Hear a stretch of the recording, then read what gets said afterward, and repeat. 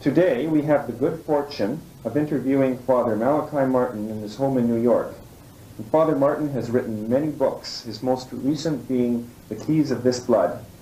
And we will be discussing the many conflicts raging throughout the world. We should begin by asking, why are so many conflicts occurring? We see wars and conflicts raging in the Middle East, in Ireland, in Central America, in Central Europe, and in many places where you wouldn't expect it. We had even an armed confrontation in Canada last year. What's going on here, do you think? Well, Bernard, I think it's very simple to say what's going on, but it's a bit difficult to grasp it immediately.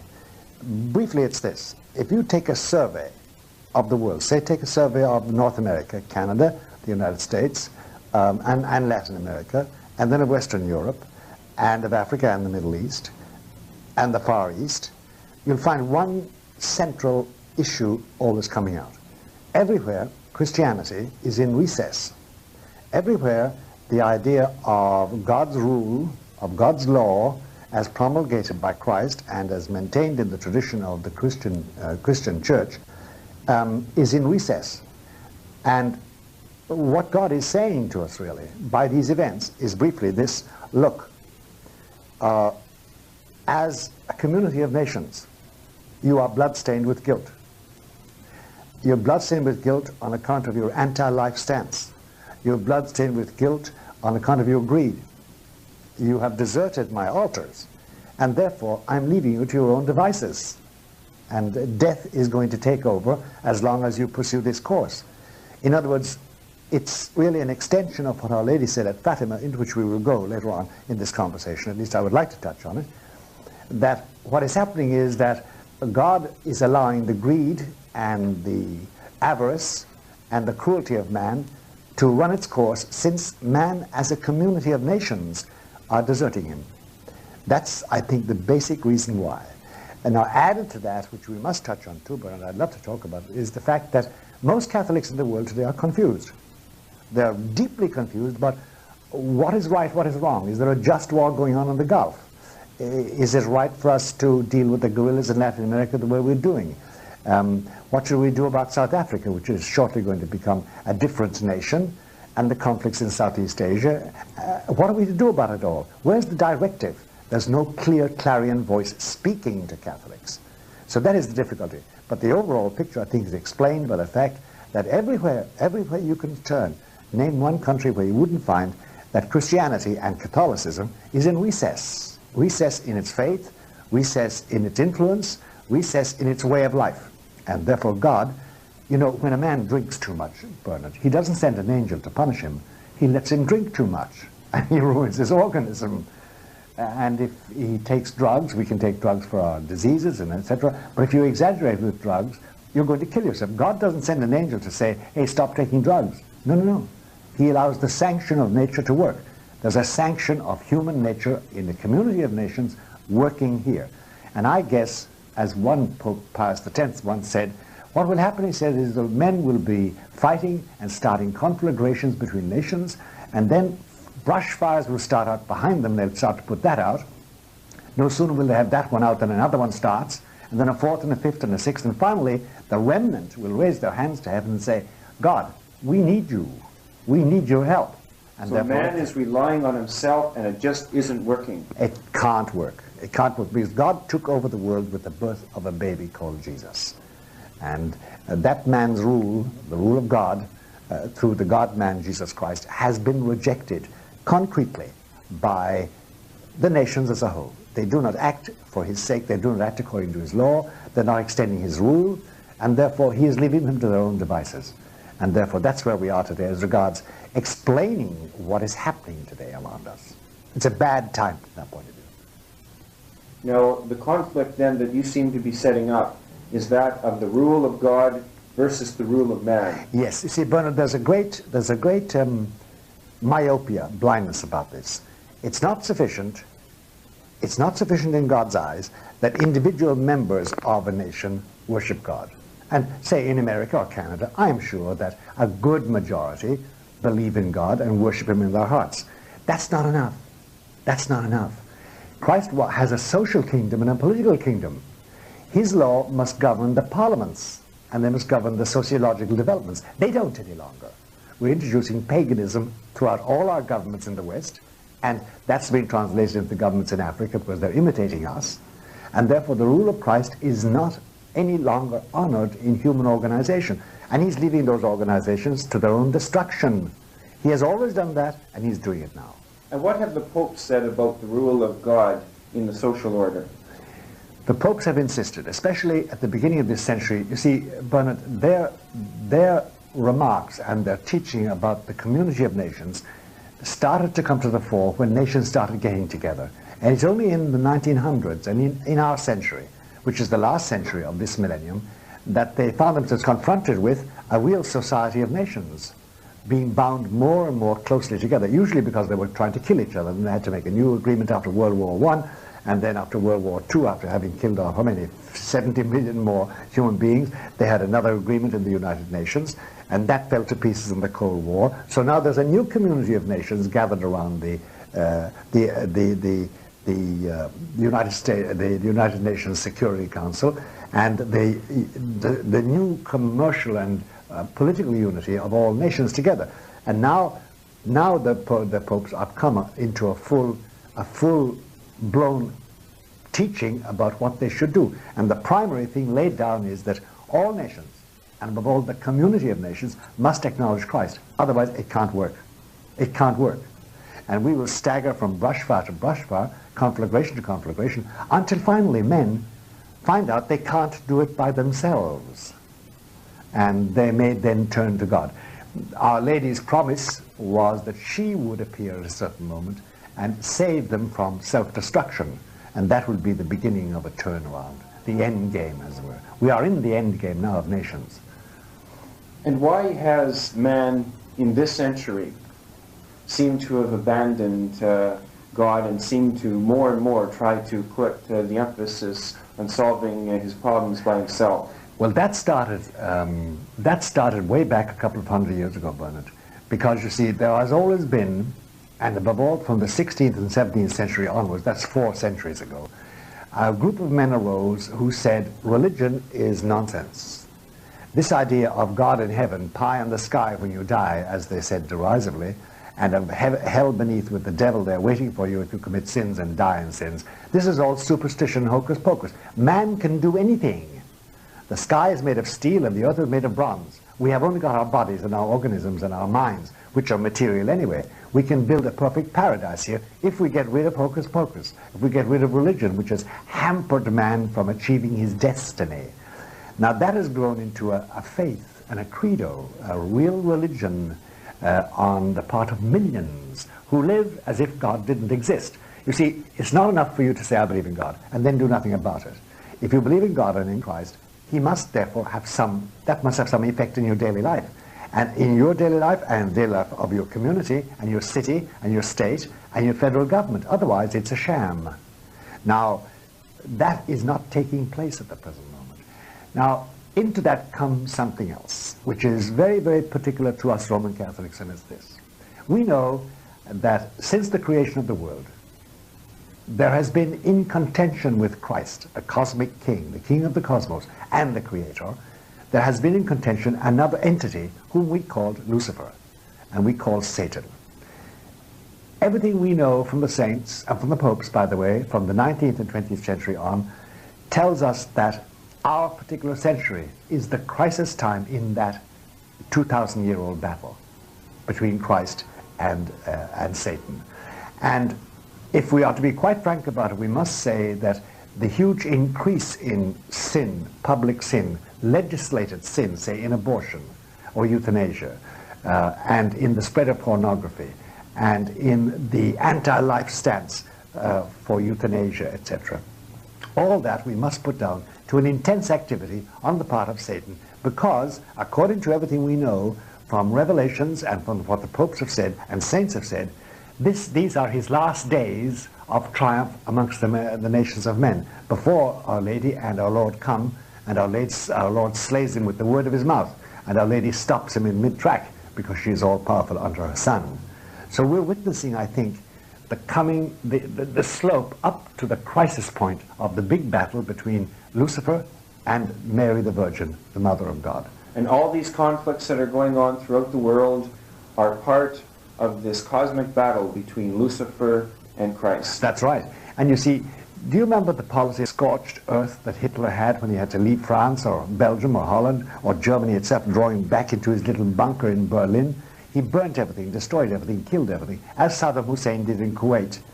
Well, you can refer to the present activity of the devil as scorched earth. He knows the end is on him.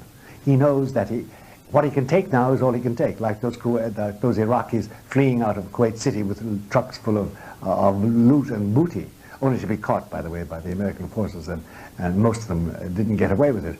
But the devil is trying to make away with as many souls as he can before the time comes when he knows it's over, his reign is finished, and the world will return to the worship of Christ and of God. So that's where we are. Now, this, of course, is impenetrable for the non-Christian mind. And for many Catholic minds, they don't even think about this. Because the belief in the devil, and by the way, you must believe in the devil, otherwise you're not a Catholic. Belief in the devil is something that has disappeared. Many bishops don't believe in the devil. Many priests and nuns don't believe in the devil. They laugh at it. They teach the very opposite. There are catechisms in this country, the United States, and I'm sure in Canada, which say that this was once upon a time an idea we had, but that now we know that there's no such thing, that the devil is a creation of our minds, and that all we have are sinful structures created by, say, the Yankee imperialism or gross capitalism. But the idea of a devil, a being going around tempting you and causing you to sin, and to whom you say, yes, I shall offend God, I shall break his law, this we don't admit any longer. In fact, somebody has said it's the best PR job ever done, because he doesn't exist. And what spy would not be happy to be known not to exist and to continue his work undercover? And that is what is being done. That is what is happening to us. So I think that's the root of the crisis. Now, it won't do to go to the Canadian House of Parliament and say, you've got to listen to this fact, that the devil is working among you. They would laugh at you. And similar to the US Congress, or to the British House of Parliament, or the French Chambre des Députés, or any government today in the West, so-called enlightened, they wouldn't even say what the Athenians said to Paul. We'll talk about this some other day. They'd say, we will never talk with you about this. Don't invite that man back again. So you see, it's unbelief, which ties again into Our Lady's cry about unbelief, undoing the world, at Fatima, when she said that to Lucia in one of her revelations. So that's the situation where it is, and that's the root of it all. Now, we must add in that there are men and women dedicated to spreading the reign of Lucifer all over the world, especially in the United States. Do you know, Bernard, that in this year, 1991, there were 8,000 covens, satanic covens, in the United States alone. 8,000. And they're not simply ignorant men. They're brokers, lawyers, doctors, architects, priests, bishops, some cardinals, nuns, and their formal worship is to worship Satan as the prince of this world. So it has gone very far. The reign of Satan is upon us, and the anguish that many Catholics feel, and the anguish many priests feel, and many bishops feel, good priests and good bishops and good people, is due to the fact they know the battle is, for the moment, doing terrible devastation to them, and that there's no hope, there's no upturn in our misery for the moment. It's simply black, arid desert. Let's take a look at the geopolitical situation and this area of the social order, and start with the Middle East. Well, the Middle East is a very particular case because now our interest is focused there, Bernard. And on the face of it, it looks like this. There was a man called Saddam Hussein al-Tikriti, dictator of Baghdad for nearly 20 years now, a murderer and an assassin. By the way, his earliest job was as an assassin, a hired assassin. This man is, he's not immoral, he's amoral. He is guilty of heinous personal crimes, and then of creating a system over there which rivals that of Hitler, complete with his Gestapo. He called it the Mohabharata, 125,000 employees, employed solely to spy on the Iraqis and to cut out dissenters, kill them, assassinate them, tell the families they were assassinating them, to spy out everything. This man invaded Kuwait, raped it, robbed it, stripped it, killed its citizens, and then insisted that it was always a part of Iraq, which was a lie, by the way. Kuwait was always independent. It was never part of the Ottoman Empire. It has been independent since 1756. But you see, Saddam is like his father, Satan, whom Christ described as the great liar and the great murderer. He is satanic in his behavior, whether he's a Satanist formally or something else. Now, Kuwait is a very great ally and friend of Britain. Most of the money in the British Treasury is Kuwaiti money. They depend on it. We depend on Kuwaiti oil and on Saudi Arabian oil, and there was no doubt about this. Saddam was going for Saudi. So we rushed over with an expeditionary force. We reinforced that over 4 or 5 months. We then made that into an offensive force by November, and by January 15, with the 10 or 12 votes in the Security Council, we went to war. And in 100 hours, we routed his arms and his armies. Now, why this?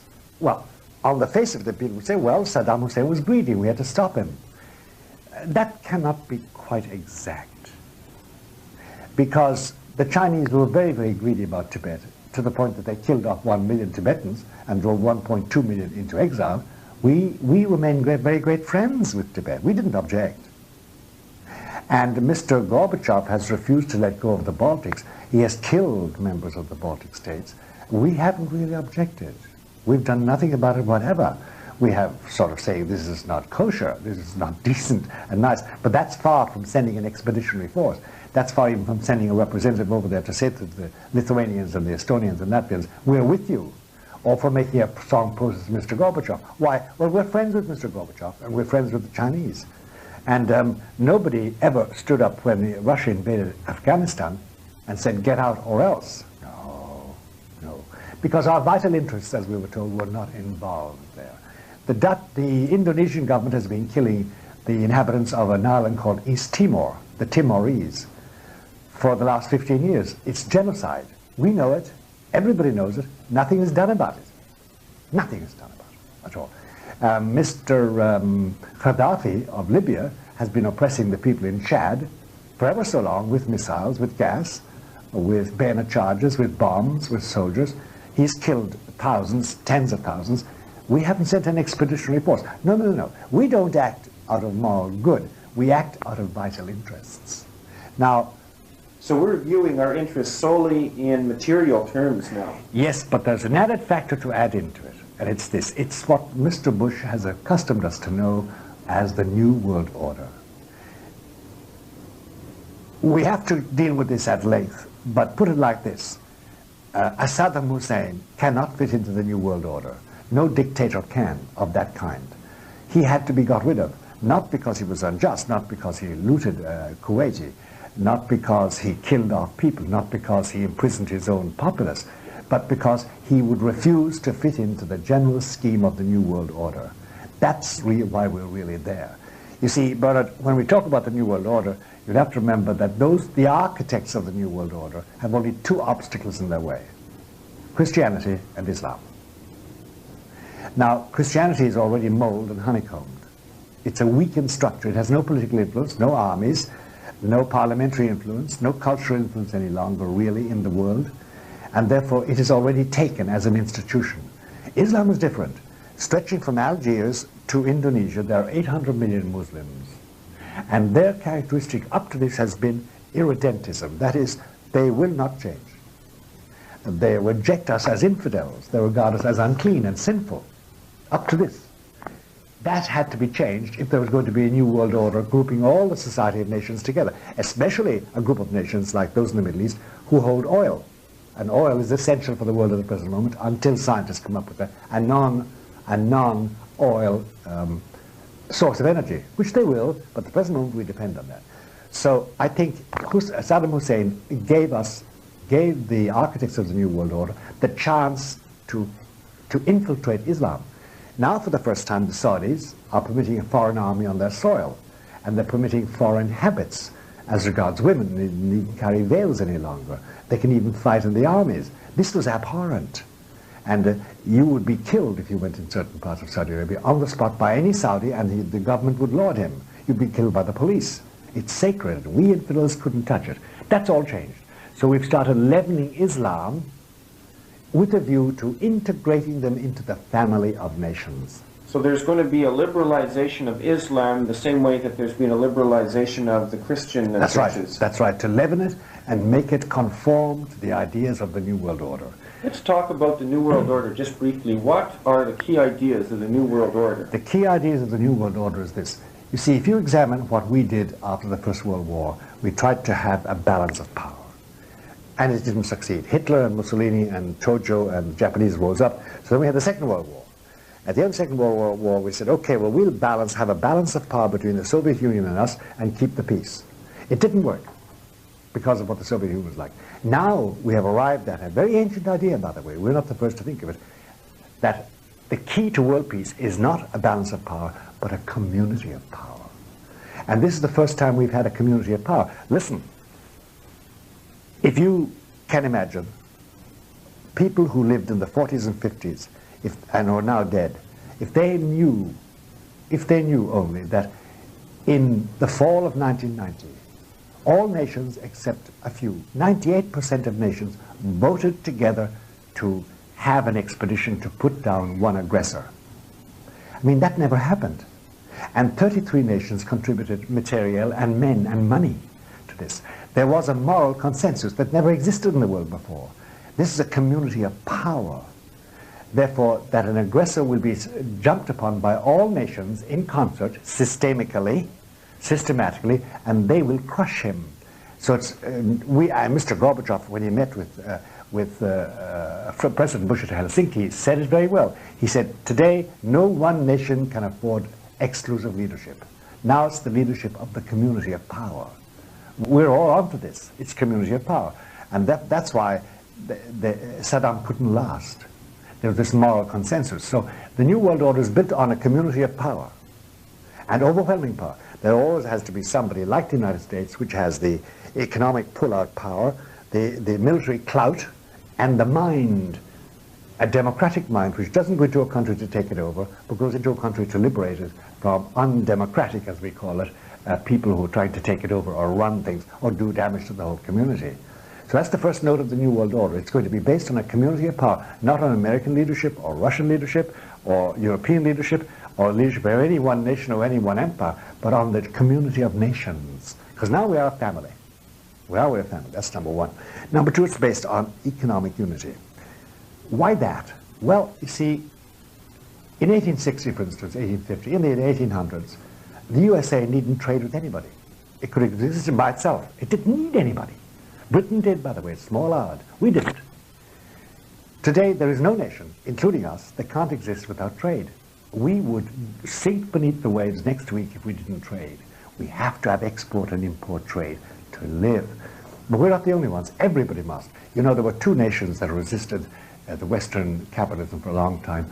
One was run by the so-called Robin Hood of the Mediterranean, Fidel Castro, and the other was called Albania, the hermetic crab of the Adriatic Sea, where it is, and they would have nothing to do with us. Now they're screaming for trade. They know they can't exist. No nation can exist without trade. It must trade and be traded with. That means money, that means capitalism, that means amicable relations, diplomatic relations.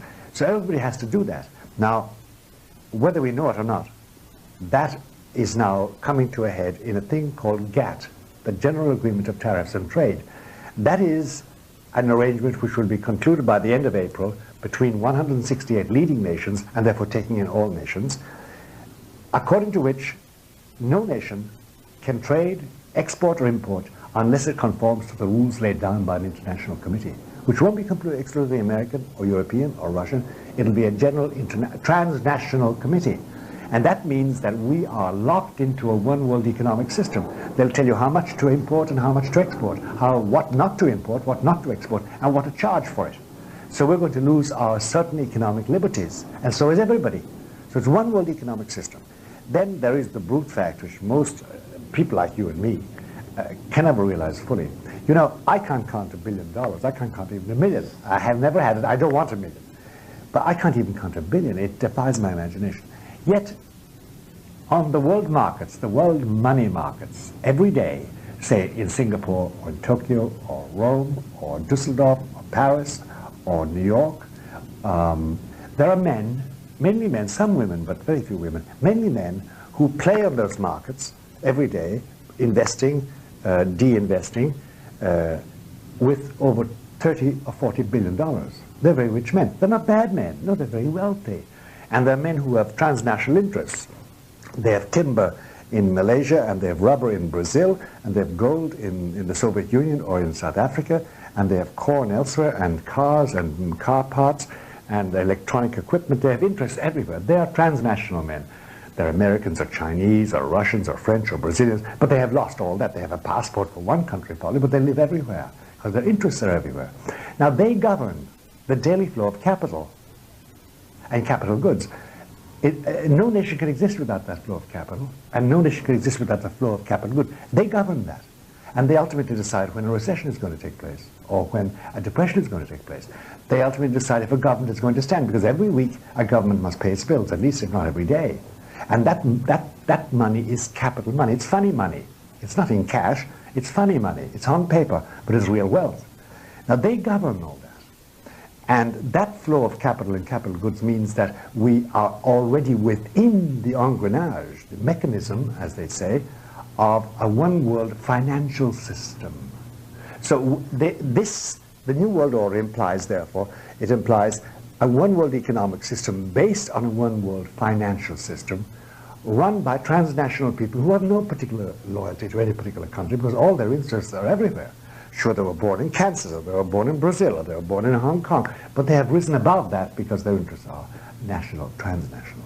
Their interests are not national, they're transnational. So those are the three notes of the New World Order. In other words, it's based on a community of power, a consensus, that we will stand together against anybody who disrupts this arrangement of the Society of Nations as an organization. It's based on a one world economic order that's run by a central supranational agency, a government. These are governmental decisions, and that is based ultimately on the sinews of power, money, money. As somebody said in the 17th century, Mayor Rothschild, I don't care what form of government they have, just let me dominate their money. And that is the key to it all. There's one last note to be pointed out about the New World Order. God has no part. It is not the rule of God. It is not based on morality or immorality. It's based on profit. And it's based on the gods that go with it. Greed, preferences, selfishness, mercilessness. You are barefoot, Bernard. I make shoes that cost you $20. You haven't got $20? Sorry, pal, you've got to go barefoot. I produce wheat and baby formula. You have 4 children. You need it. It will cost you about $40 a month. You haven't got $40? Sorry, they'll have to starve. The system is built on profit. It's non-moral. It depends on the capitalist if he has morality. If he hasn't got morality, there is none. The New World Order is not based on anything. Now, there's a very difficult point for a lot of Catholics, especially Americans, but also Canadians and British, to realize here. We're always talking about let the church stay away from politics. No politicking priests. The Pope shouldn't be talking politics. Keep the priest in the sacristy and let him stay in the pulpit, but let him stay out of the political voting booth. There's this idea, the funny idea, that the church is out of place. And what the church has to say is out of place in the secular order. In the public marketplace, no religion, please. Now, God insists that anything a man does, especially in community, especially about the human race, must be dominated by his rule. But it isn't. We know that. And therefore, this New World Order is not the rule of God. And as the present Pope doesn't tire saying, it cannot succeed. It's going to unravel. And by the way, unraveling it is in front of our eyes with the contentions and the wars. Look, last year, once we made peace with Mr. Gorbachev, and the Berlin Wall fell down, and the 5 European nations and the eastern satellite nations of Soviet Union suddenly were free, as we all thought, and Mr. Gorbachev was having capitalist dreams, and we were giving credits and food, and we were to the Russians, to the Soviets, and Mr. Gorbachev became Gorby, Gorby, Gorby for everybody in the Western world, Italy, Rome, France, Spain, Belgium, England, America, Canada.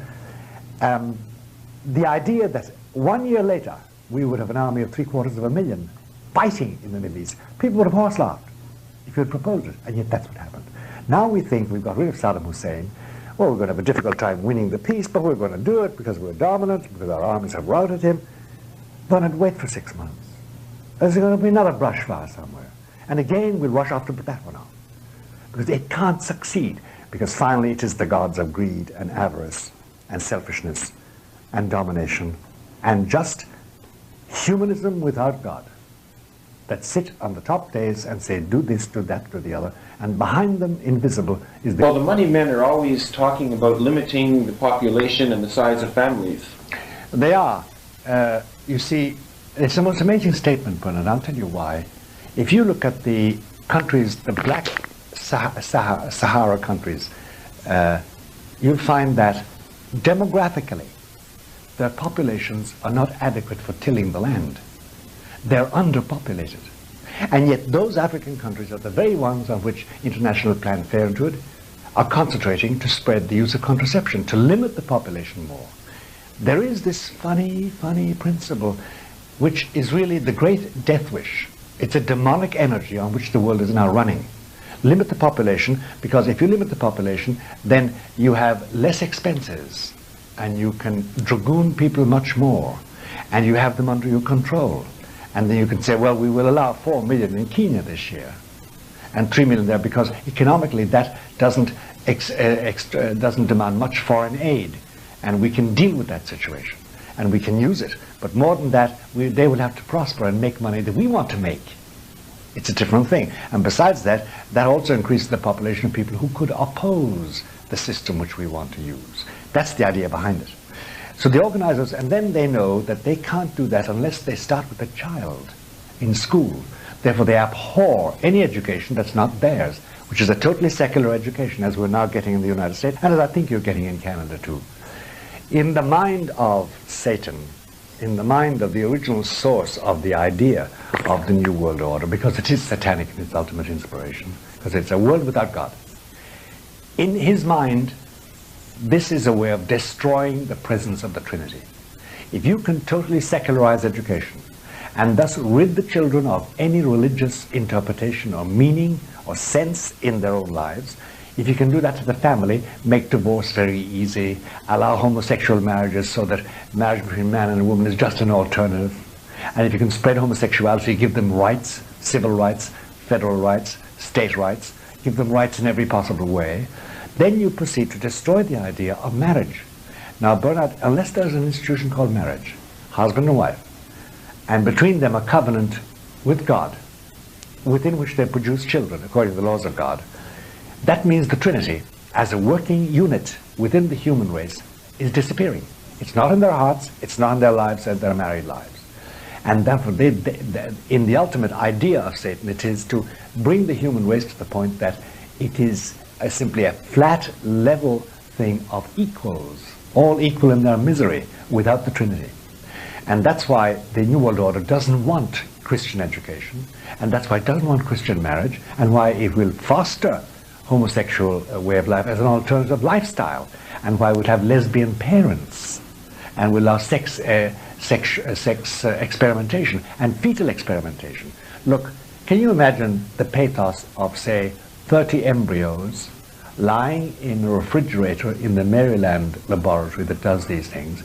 Those are all souls, human souls, imprisoned, alive, and kept there. Think of the joy that gives Satan. Those souls can't be touched by baptism, and they can be destroyed at the twist of a scalpel if they don't succeed in some experimentation. This is the destruction of the human family as Christ originally planned it. And remember, what is the desecration there for us Catholics? I'll tell you very simply. The human family was supposed to reproduce the family of God.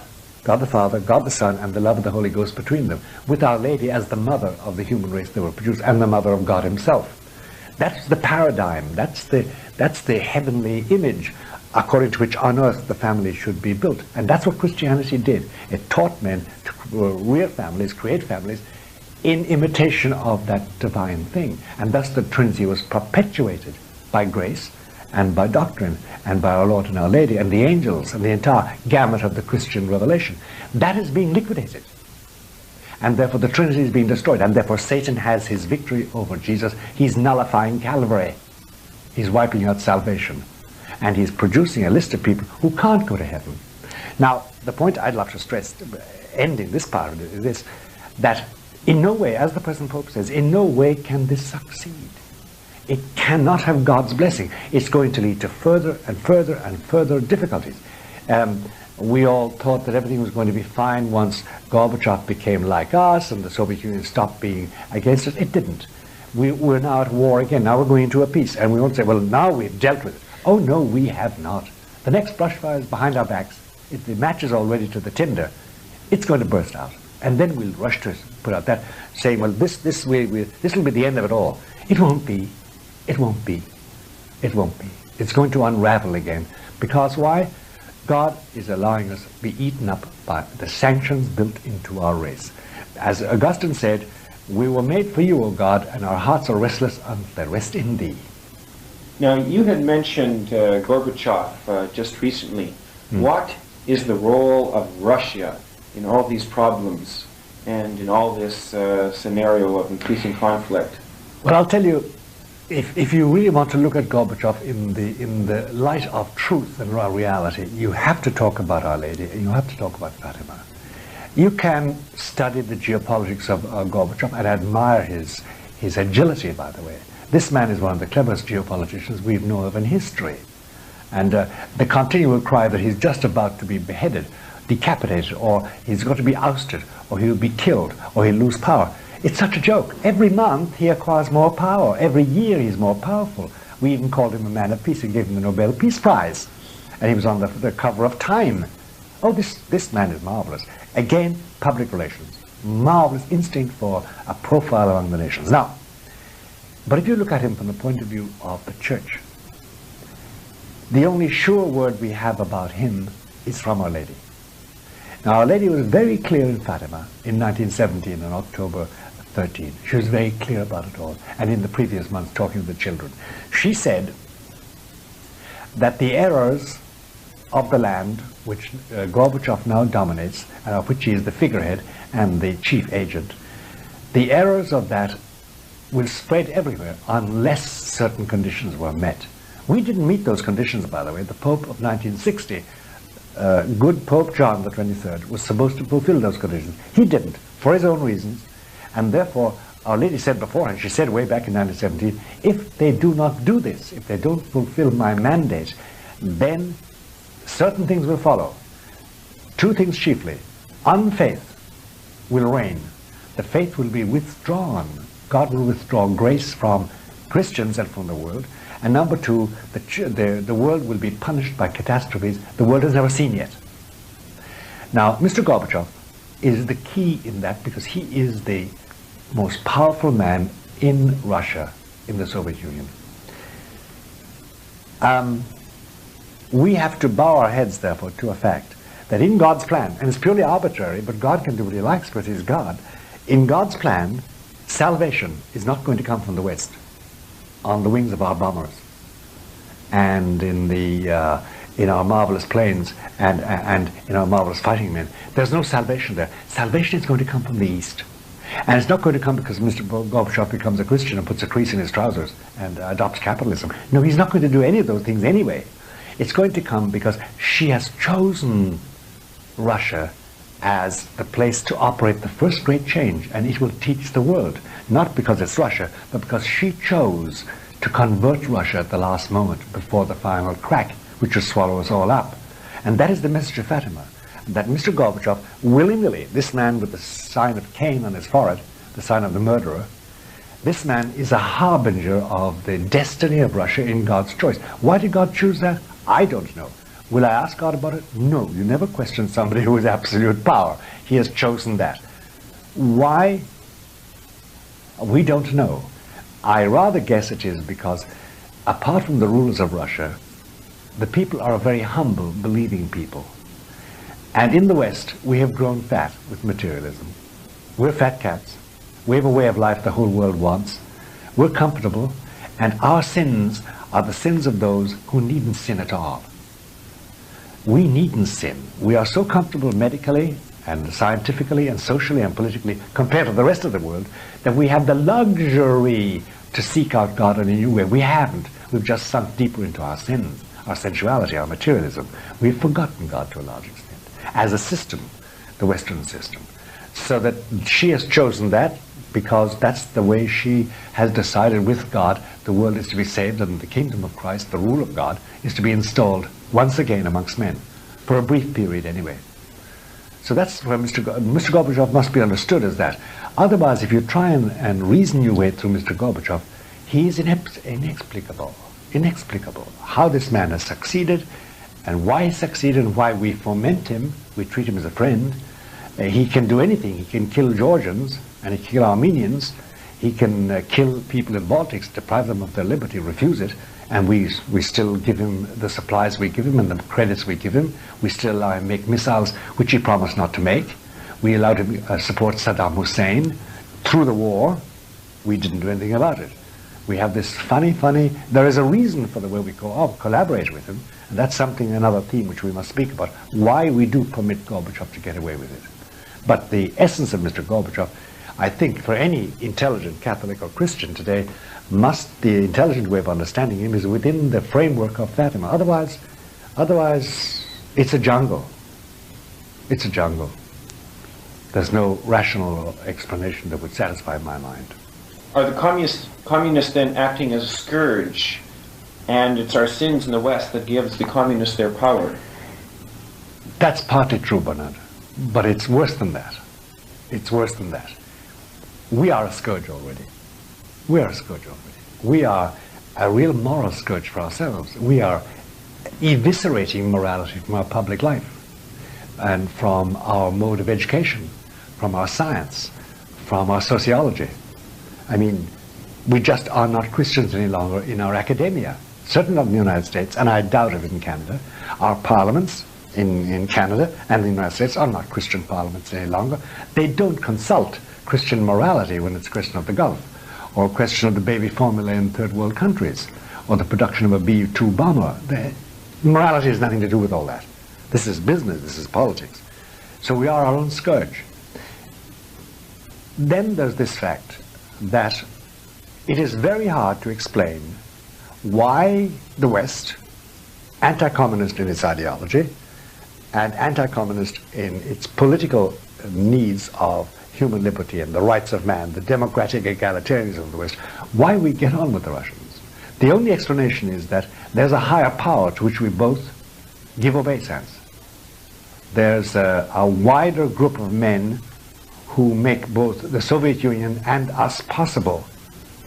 And they have worked out that between these two superpowers, they can corral the world into a new world economic order. And I fear those men. Because they're all powerful. And they finally call the shots. I don't think Mr. Gorbachev can go beyond them. Mr. Khrushchev once made a reference, I forget over what crisis, I think it was the Cuban crisis, but he said, well, it looks as if we're going to have reconciliation and peace with the US, but we must consult the Council of Elders. He was the only one time he said that.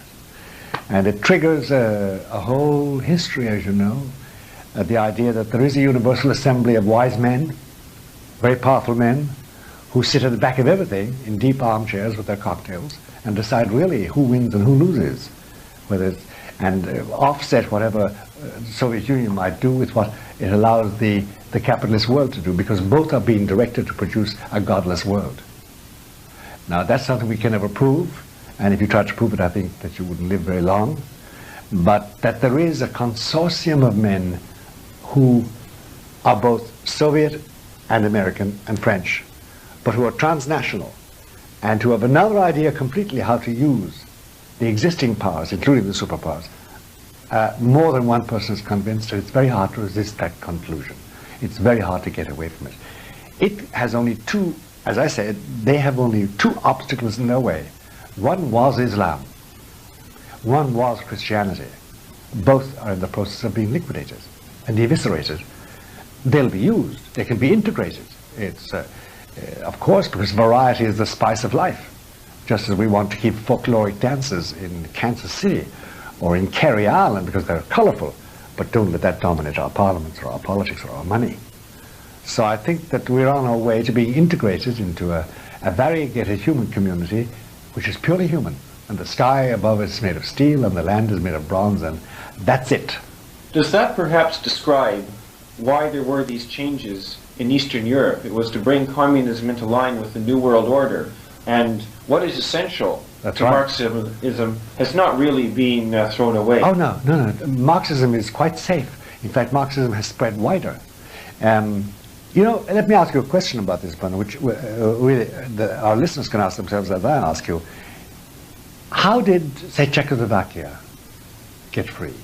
How did Poland get free? How did Bulgaria get free? Was there a revolution? There was a revolution. Where? What arms? Where did they get their arms? Where did they attack the parliament? Did they mob in the streets and demonstrate? Did they wipe out the secret police? Did they suddenly overnight a huge army of citizens up like the French Revolution or the other revolution say out, out, out? Bernard, let me answer you, it never happened. Miloš Jakeš, who was the head of Czechoslovakia, got a telephone call from Gorbachev saying, step down. Erich Honecker of East Germany, the cruelest of them all, got a telephone call saying, Erich, auf Wiedersehen. Mr. Zivkov of Bulgaria got a telephone call too. The only one who resisted was Ceausescu, and the KGB hunted him down and killed him off. The party was told to fade out politically and let things take their course. There was no revolution. The people didn't. They couldn't revolute. They couldn't rebel. There was no way of rebelling. Suddenly the government ceased to be dominated by Moscow because Moscow gave the orders. Similarly with the Baltic states, we now know the KGB teams went in, creating the disruption in the streets, both for Russia and against Russia. This has been a very carefully choreographed charade, all to make the West think that the communist bear has ceased to have claws, and that we can now consort with him, and we can now share our markets with him, and admit him, as we're going to do, into the European Union of Western countries for commerce. So Marxism really has been modernized. It's not gone. Oh, no. They're very strong. And Marxism is... The essence of Marxism, what is it? It is this. It's rank materialism as regards money and production. That is rank materialism. That is the essence of Marxism. And the error of Marxism, the basic thing, is that state runs everything. But I don't know about your Canada very well because I'm not a citizen of it, I don't study it very much. But I know that we in the United States are coming into a greater and a greater statism, where the state dominates education, and it dominates sexuality, and it dominates medicine, and it dominates literature, it dominates the public media. Our media are not free in any real sense of the word. The state is very powerful, and that is a principle of Marxism. True democracy, democratic egalitarianism, wouldn't tolerate that. That's why I think an American of 1850 who woke up in 1990 would say, hey, our liberties are gone. I'm no longer free.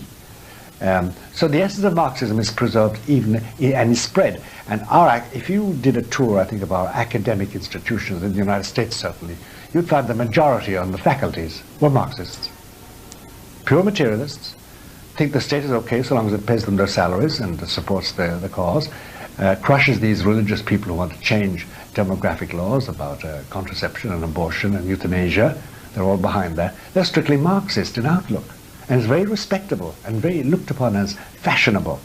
Now there's a surge of a certain American patriotism, and that's in the ordinary people.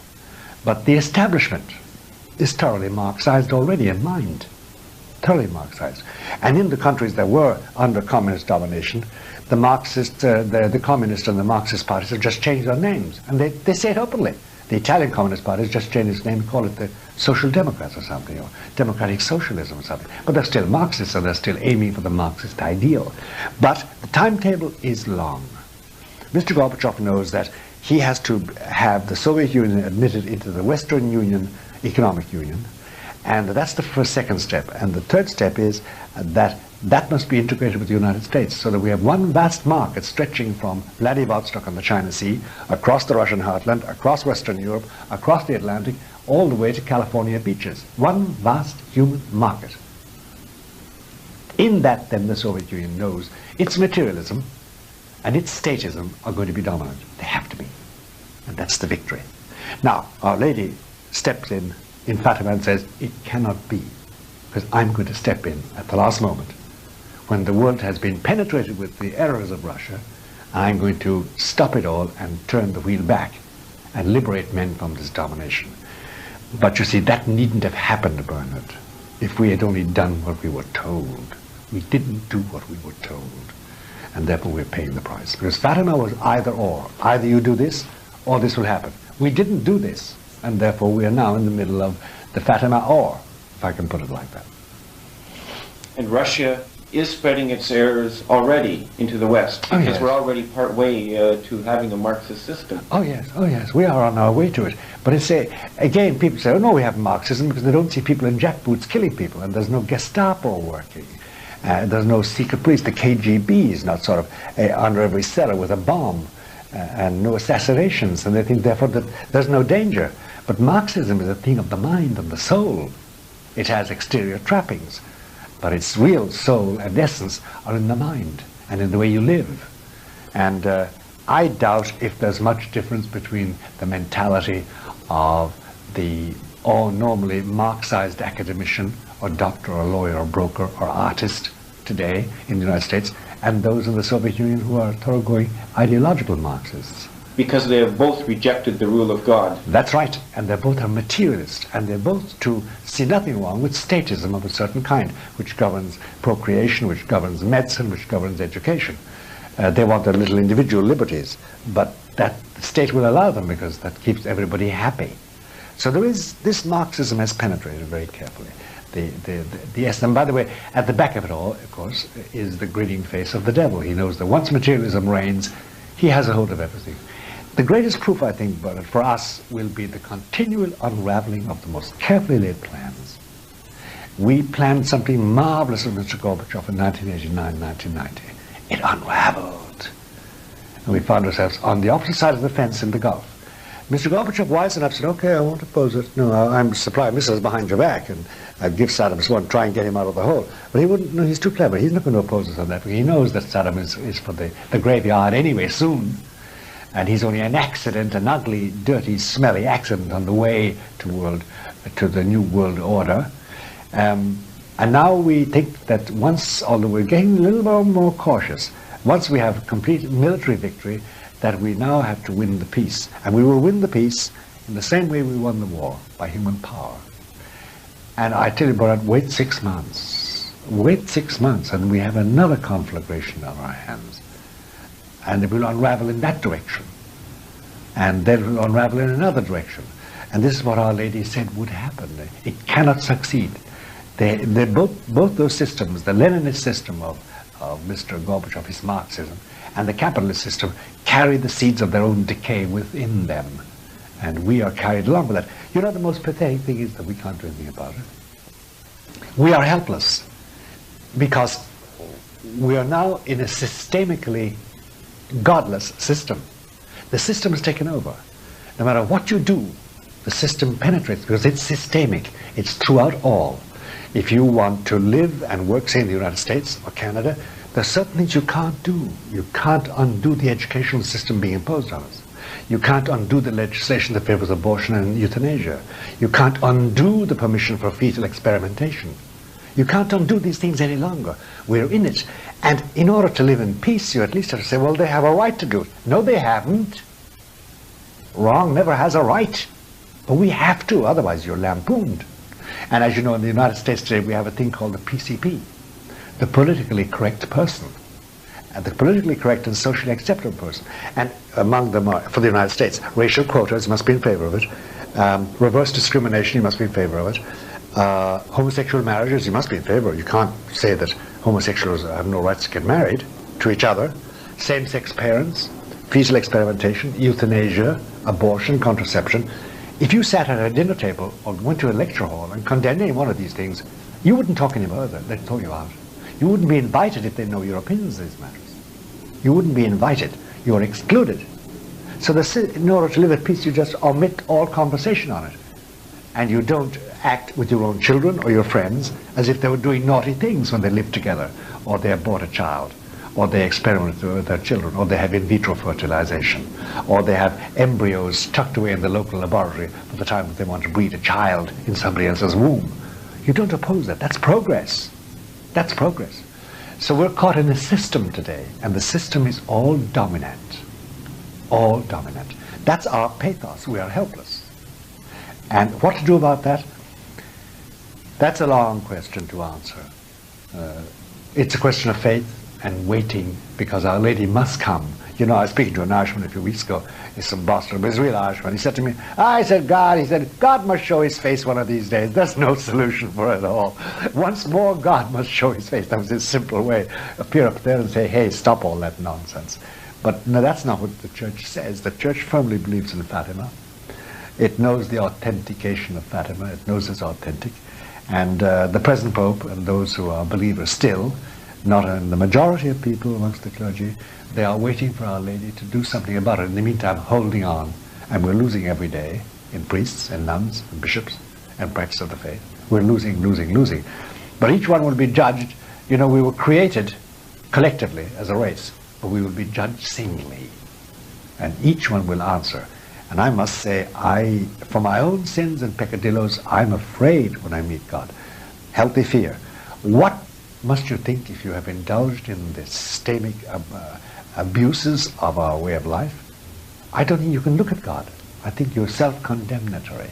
There was an old Christian tradition, you know, that when any man dies in any part of the world, he has an immediate vision of the crucifix, of the crucified Jesus. And in the light of what he sees, with understanding given him, he knows if he's with that or against it, and he flees or goes where he should go.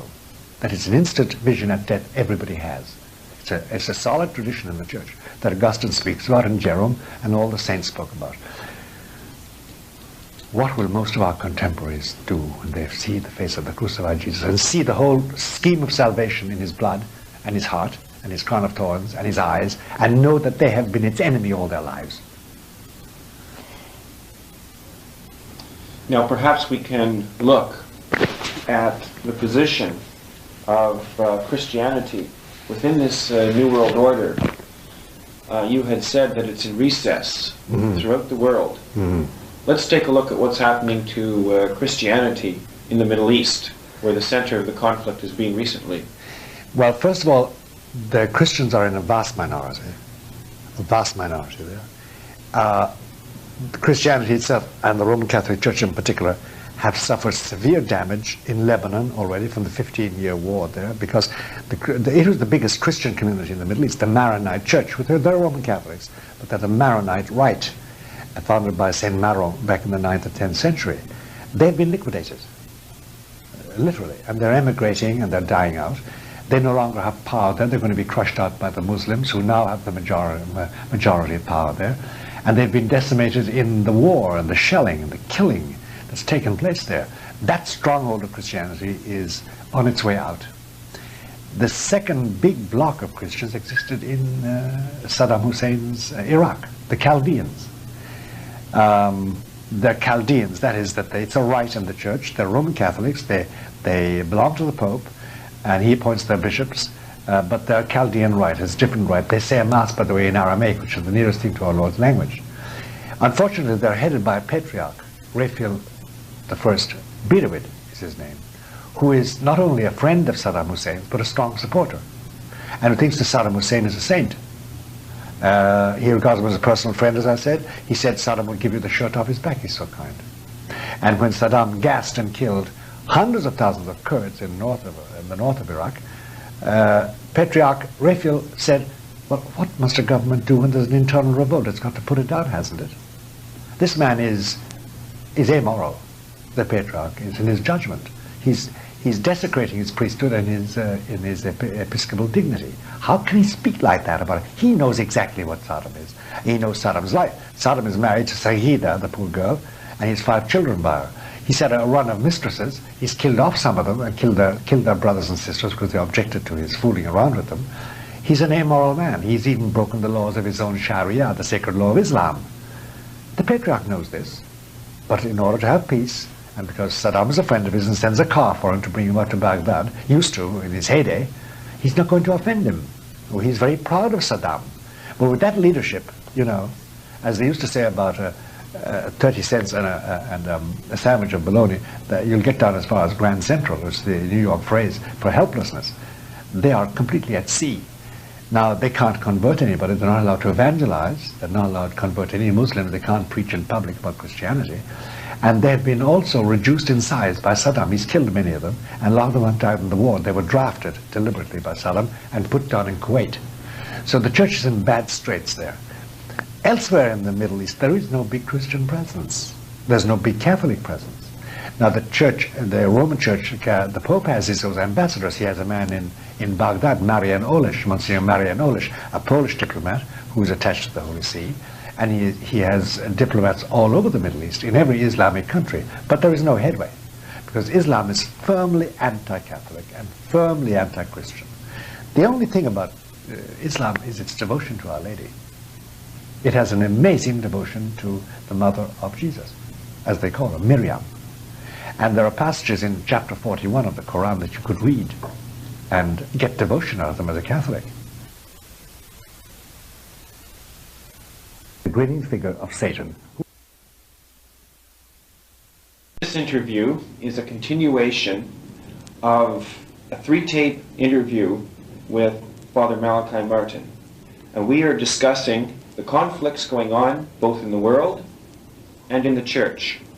And we were recently discussing the position of Christianity in the Middle East. And we had just discussed the fact that Muslims have a devotion to Our Lady. Father, do you think that perhaps Our Lady may yet bring Muslims back into the Christian fold by virtue of the fact that they do have this devotion? I've been personally convinced of that as a personal opinion for many years. I don't think Our Lady does anything by accident. I don't think God allows anything to happen by accident. In fact, I don't think there are accidents in this world at all of God, even when there's evil rampant. And the fact that Muhammad, in spite of all the defects that we Christians see in him and his doctrine, because really Islam is a Christian heresy. That's what it really is. In spite of all that, I think that Our Lady ceded the means of converting Muslims finally to the reign of Christ. After all, Christ is honored in the sacred book, the Quran. He's a prophet, and he's honored. And you cannot dishonor him according to Muhammad, because he is a prophet. They don't believe that he is the Son of God. There was only one God called Allah, and Muhammad was his prophet, is the great saying of Islam. So I do think that Our Lady did in her, see, she has a cosmic stature now, Our Lady. She is the queen of the cosmos. She was crowned that when she was assumed into heaven. And I think in virtue of that, she and God have laid out a plan for the conversion of men, including Muslims, to Christ's faith and to Christ's doctrine. So I do think that the presence of Our Lady in the Quran, the devotion to Our Lady, is so huge, and the connection between Fatima, the key geopolitical event of this century, and Muslims and Our Lady, is so thick that logically I'm led to say she has her plans in those regards too. I must tell you, Bernard, one of the most moving things in my life was in Algiers, way many years ago, going to a shrine of Our Lady, which is an underground shrine in the middle of a street. You descended down into the semicircle with a statue of Our Lady and the child Jesus. And most of the women kneeling there and standing and praying were Muslim women. They were praying to the Virgin, Miriam as they call her. So there's this real devotion. And you know that all the saints, and the one who really propagated the idea and insisted on it was Alphonsus Liguori. He said that anybody with a devotion to the Virgin has to be saved, because she's mother. And she will not let any child of hers who loves her be lost. And there's no doubt about it that it is a sign of predestination to have a devotion to Our Lady. And those that have not got it, you can doubt about their final destiny in the next world. So from every point of view, I've personally been convinced for many years that there is a big turn coming there. And you know, Bernard, in God's plans, the way God works, the way he uses things, with his long-range view and his knowledge of everything that's going to happen, no doubt about it, the Gulf War that's taking place at the present moment is leavening Islam. We are now in the middle of Islam. It's no longer forbidden ground for us. We can walk around there. They love to have us. In fact, you know, the joke that they had was that the the national anthem of the Saudi Arabians changed in the middle of the Gulf War. It was Onward Christian Soldier, because there were so many Christians fighting for Saudi Arabia. But it does make the point I'm making, that we now are acceptable to them as friends. We weren't before. We were dirty infidels who bought their oil. Now it's different. So I guess there's a leavening process there, and it's going to go on because God is all-powerful, and he finally brings all the ends and strings of events, he brings them to the final pattern that he wants to create out of the human race's history. Now, that's as God's Our Lady. There's a far more distressing fact about the Gulf War, which Let's talk about the church's response to the Gulf War. Yes, the church's response to the Gulf War is something which distresses me an awful lot. Look, Bernard, you see, the Catholic Church is arranged in such a way. It has a structure of bishops, and those are under the Pope. And the attitude of the Church on major questions, and the Gulf War is certainly a major question, and the New Order is certainly an essential question. Normally, the word descends from the Pope to the bishops, and they repeat and hand out what Catholics must think about, say, the Gulf War. Now, you have noticed, and everybody has noticed, that we have got no leading thought, guidelines, from either Pope or Vatican or bishops. Some bishops have said there's a great war. Some people, most of them in this country, are against the war in the Gulf. And but I want to talk about the Holy Father for a moment in this connection. He is John Paul II. He is a geopolitical pope. He is widely traveled. He knows every government that's at war at the present moment. He knows them all by name. He sat down with them in their private rooms and talked with them, as well as visiting their people. He's known.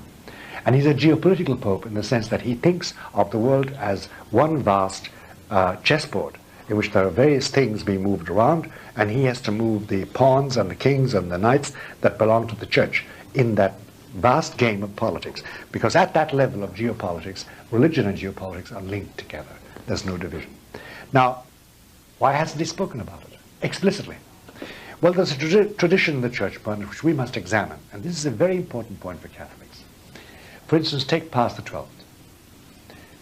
I know personally, and anybody who's researched the subject knows, that Pius XII, Papa Pacelli as they call him, Eugenio Pacelli, was personally responsible for the saving of 1.3 million Jews, himself personally. Now that's apart from what his priests and nuns did by hiding Jews throughout Italy and throughout Poland and throughout France and Belgium, which they did. But he himself personally saved 1.3 million. Yet, Bernard, if you mention Pius XII's name in the presence of modern Jews or modern Christians, they say, but he didn't say anything about Hitler's horrors. They blame him still. Why? Because now for about 150 years, it has been the policy of the Holy See, when nations are at war, not to speak about the right or the wrong on either side. And therefore, Pope Pacelli, Pope Pius XII, came out with general statements like, war is bad, racism must be condemned, people must not be persecuted on account of their ethnic background or their religion. General statements, which never pinpointed anybody. It just gave general statements that applied to all sides. And the policy of the Holy See has a reason. For instance, when the Argentine and Chile were squaring off to fight in the early 80s, the Pope sent an emissary over there, and he met them both in Montevideo, and they arranged a peace. But before that, the Pope said, just condemned war in general as a recourse to settle arguments. Never mentioned Chile, never mentioned the Argentine. The policy has been never to mention two warring nations, because they both are praying to God. The priests on both sides are saying Mass that their side wins. You know what human beings are. So the Holy See said, we will abstain from pinpointing any particular country, but we will talk about the general principles. That was fine and dandy when it was nation against nation, or even a group of nations against a group of nations, an empire against an empire. But something radical has changed in our world. What's the change? The change is that for the first time in 6,000 years of history, there is now a moral consensus on the part of the majority of nations to create a community of power. That changes the whole equation. Changes it to such a way that we are now faced with the fact that our country is going to be aligned with others It may be the leader economically or militarily or diplomatically, but it's aligned with others whose will it must share in deciding the fate of the world. It's not the fate of America, the fate of France, or the fate of Iraq alone. It's a big geopolitical decision. In that case, to my simple mind, in this case, the Pope, the Vatican, should have come out with a white paper describing exactly what Saddam Hussein had done and saying, this is unacceptable. And come out with another white paper on the coalition of the nations and the UN and say they have no right to insist that Saddam is wrong since they have been so wrong themselves and they're going for money and for oil. Be specific. I think this is the time when we finally have to drop the general idea of talking about principles in general and pinpoint international, transnational villains and transnational sins. Take Lebanon, for instance. Lebanon has been distressed for 15 years. Yet all that's come from the Vatican, or from anybody, is general statements about we must peace, we make peace, we must have dialogue, we must seek amity. It doesn't help anybody. It doesn't pinpoint anybody. The church finally, I think, has to come out and state quite blandly, and knowing that it will be attacked by one side or the other, this is right and this is wrong. They did wrong in doing this. The invasion and rape of Kuwait were morally wrong and unacceptable. And that has not been done. The result is that Roman Catholics are divided. They don't know what's right and what's wrong morally. They don't know what side is Christ's. A lot of them will say America is on the side of Christ. A lot of them will say no, Christ is on the side of the Arabs. At least they have Islam. They're religious. Sure, there were a very naughty gentleman called Saddam Hussein there.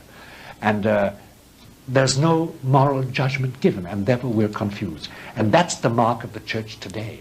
There is no clear moral instruction given by the authentic and authoritarian voice of the Pope and of the Vatican.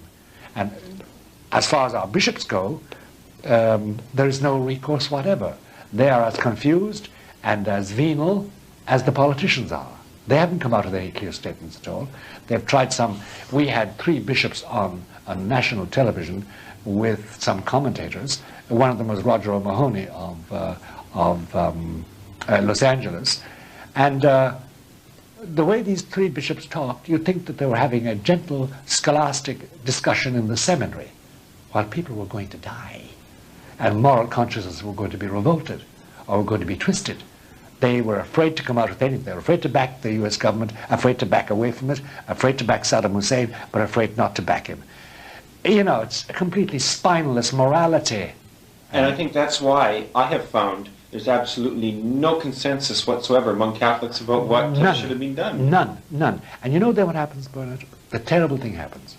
Okay, we joined the armed forces, and I'm in the tank corps, and you're an airman. You're a pilot. Now, we all know, with any experience, that if I'm in the tank corps, and you're in your plane, you will not function properly unless you're prejudiced against the man you're going to attack. Unless when I see a tank, I say, well, my goodness, I got to destroy that guy. And anger and the lust to kill must be in my heart. I can't be mild or meek. I can't say, hey, if you don't move out of the way, war is war. I have to have the anger and the lust to kill and the lust to maim and the lust to destroy. Those are sins, unless the war is just. And similarly, you with your plane and your precision bombing, you see you're going to bomb this particular area here, and this particular area is going to, the civilians are going to be killed as well as military men. You must want to destroy it. Otherwise you won't press that button, you won't pull that lever. So war does funny things to men. Everybody who's been to war, he will tell you that's going over the top of a trench to attack the enemy. You've got to want to kill him, otherwise you're going to be killed. So it does rouse up these passions, and unless they are justified by the moral law, and therefore endorsed by the church you believe in, the Roman Catholic Church, or by its highest authority, you're launched in a sea of vague morality. And what takes over? The natural passions. The natural passions. And the idea of true patriotism is lost, and love of one's country, and compassion for the enemy, compassion for your neighbor, is lost. It has to be. Now, we have had great restraint, but our avoidance of civilian targets and our compassion is politically motivated. We want to corrupt the Iraqis and draw them away from Saddam. We also don't want to get a bad name and get public opinion against us, because we wanted to hold our coalition together. So the coalition could obtain the aims we have in mind, which are oil and profits. So, you know, without clear moral direction, and there's one more aspect to it, there's therefore no respect for the Catholic Church's voice, because it's silent. It doesn't take a stance. And therefore there's no respect, because this world does respect one thing. If you stand up and you make it stick what you hold for, they respect it. And there's still a lurking respect for Saddam Hussein that he held on in spite of everything. We respect this, even though we condemn him and say he's crazy, he's a madman, he's a looter, he's a killer, he's a rapist. There's this, and the Arabs are full of it too. He stood up to 33 nations. Sure, he lost, but he stood up to them. He told you to go to hell. That's their attitude. And we admire him for that, and they do. Now, they'll lose that when they find out that their oil is gone and their economies are affected, and the Jordanians are going to start having pains in their bellies, and the Iraqis are going to be hungry, and finally they'll fling him out because he's ruined their country. But the mere fact of resisting and standing for what you hold does evoke admiration. If it does it in the case of Saddam Hussein, how more so in a group of people who stand for morality, who say, no, this is wrong, or this is right, whatever is the stance. And it does, too, be the strength of armies, remember. It is the strength of armies. They have a moral stance. They're morally persuaded of it. And not persuaded merely for career purposes. It's the job. There was a Marine colonel, after one big battle with Saddam Hussein's tanks in the KTO, the Kuwaiti Theater of Operation, who was asked, well, how do you feel about it? He said, this is a job I'm paid to do. The job I'm paid to do. There was no trace of love of America, love of freedom. No, he's paid to do it. And he does it well. That is amoral. I mean, there's no morality at all in it. I have a job to kill you because you're the enemy, I'll kill you. Now, without a directive from the Church, based on the doctrine of Christ, and not on a mealy mouthed Christ who turns the other cheek. Christ never turned the other cheek, by the way. The one time he was struck on the cheek, in the house of Caiaphas, he didn't say, strike the other one, please. He turned round to the man who did it, and with a face that man will never forget, here in eternity, he said, why did you strike me? If I've spoken ill, say so. If I've done something wrong, if I've done nothing, why did you dare strike me? That wasn't turning the other cheek. This idea of turning the other cheek is not Christian at all. But there is a doctrine of the just war. There is a doctrine of Christ's aim in the world, and that has not been laid out from men. And increasingly, as we walk into the New World Order, with its stringent control of our liberties, and the reduction of our influence in religion and education and in public morality, we're going to find the voice of the Church not there. And therefore more confusion. And people saying, well, the Church hasn't spoken, I'll take my options. And we know where those options go. Let's take a look now at the Church's response to the Soviet Union and to communism and the situation in Eastern Europe. Well, Bernard, first of all, we should have a small review of what the Eastern Europe is like and what Russia is like religiously.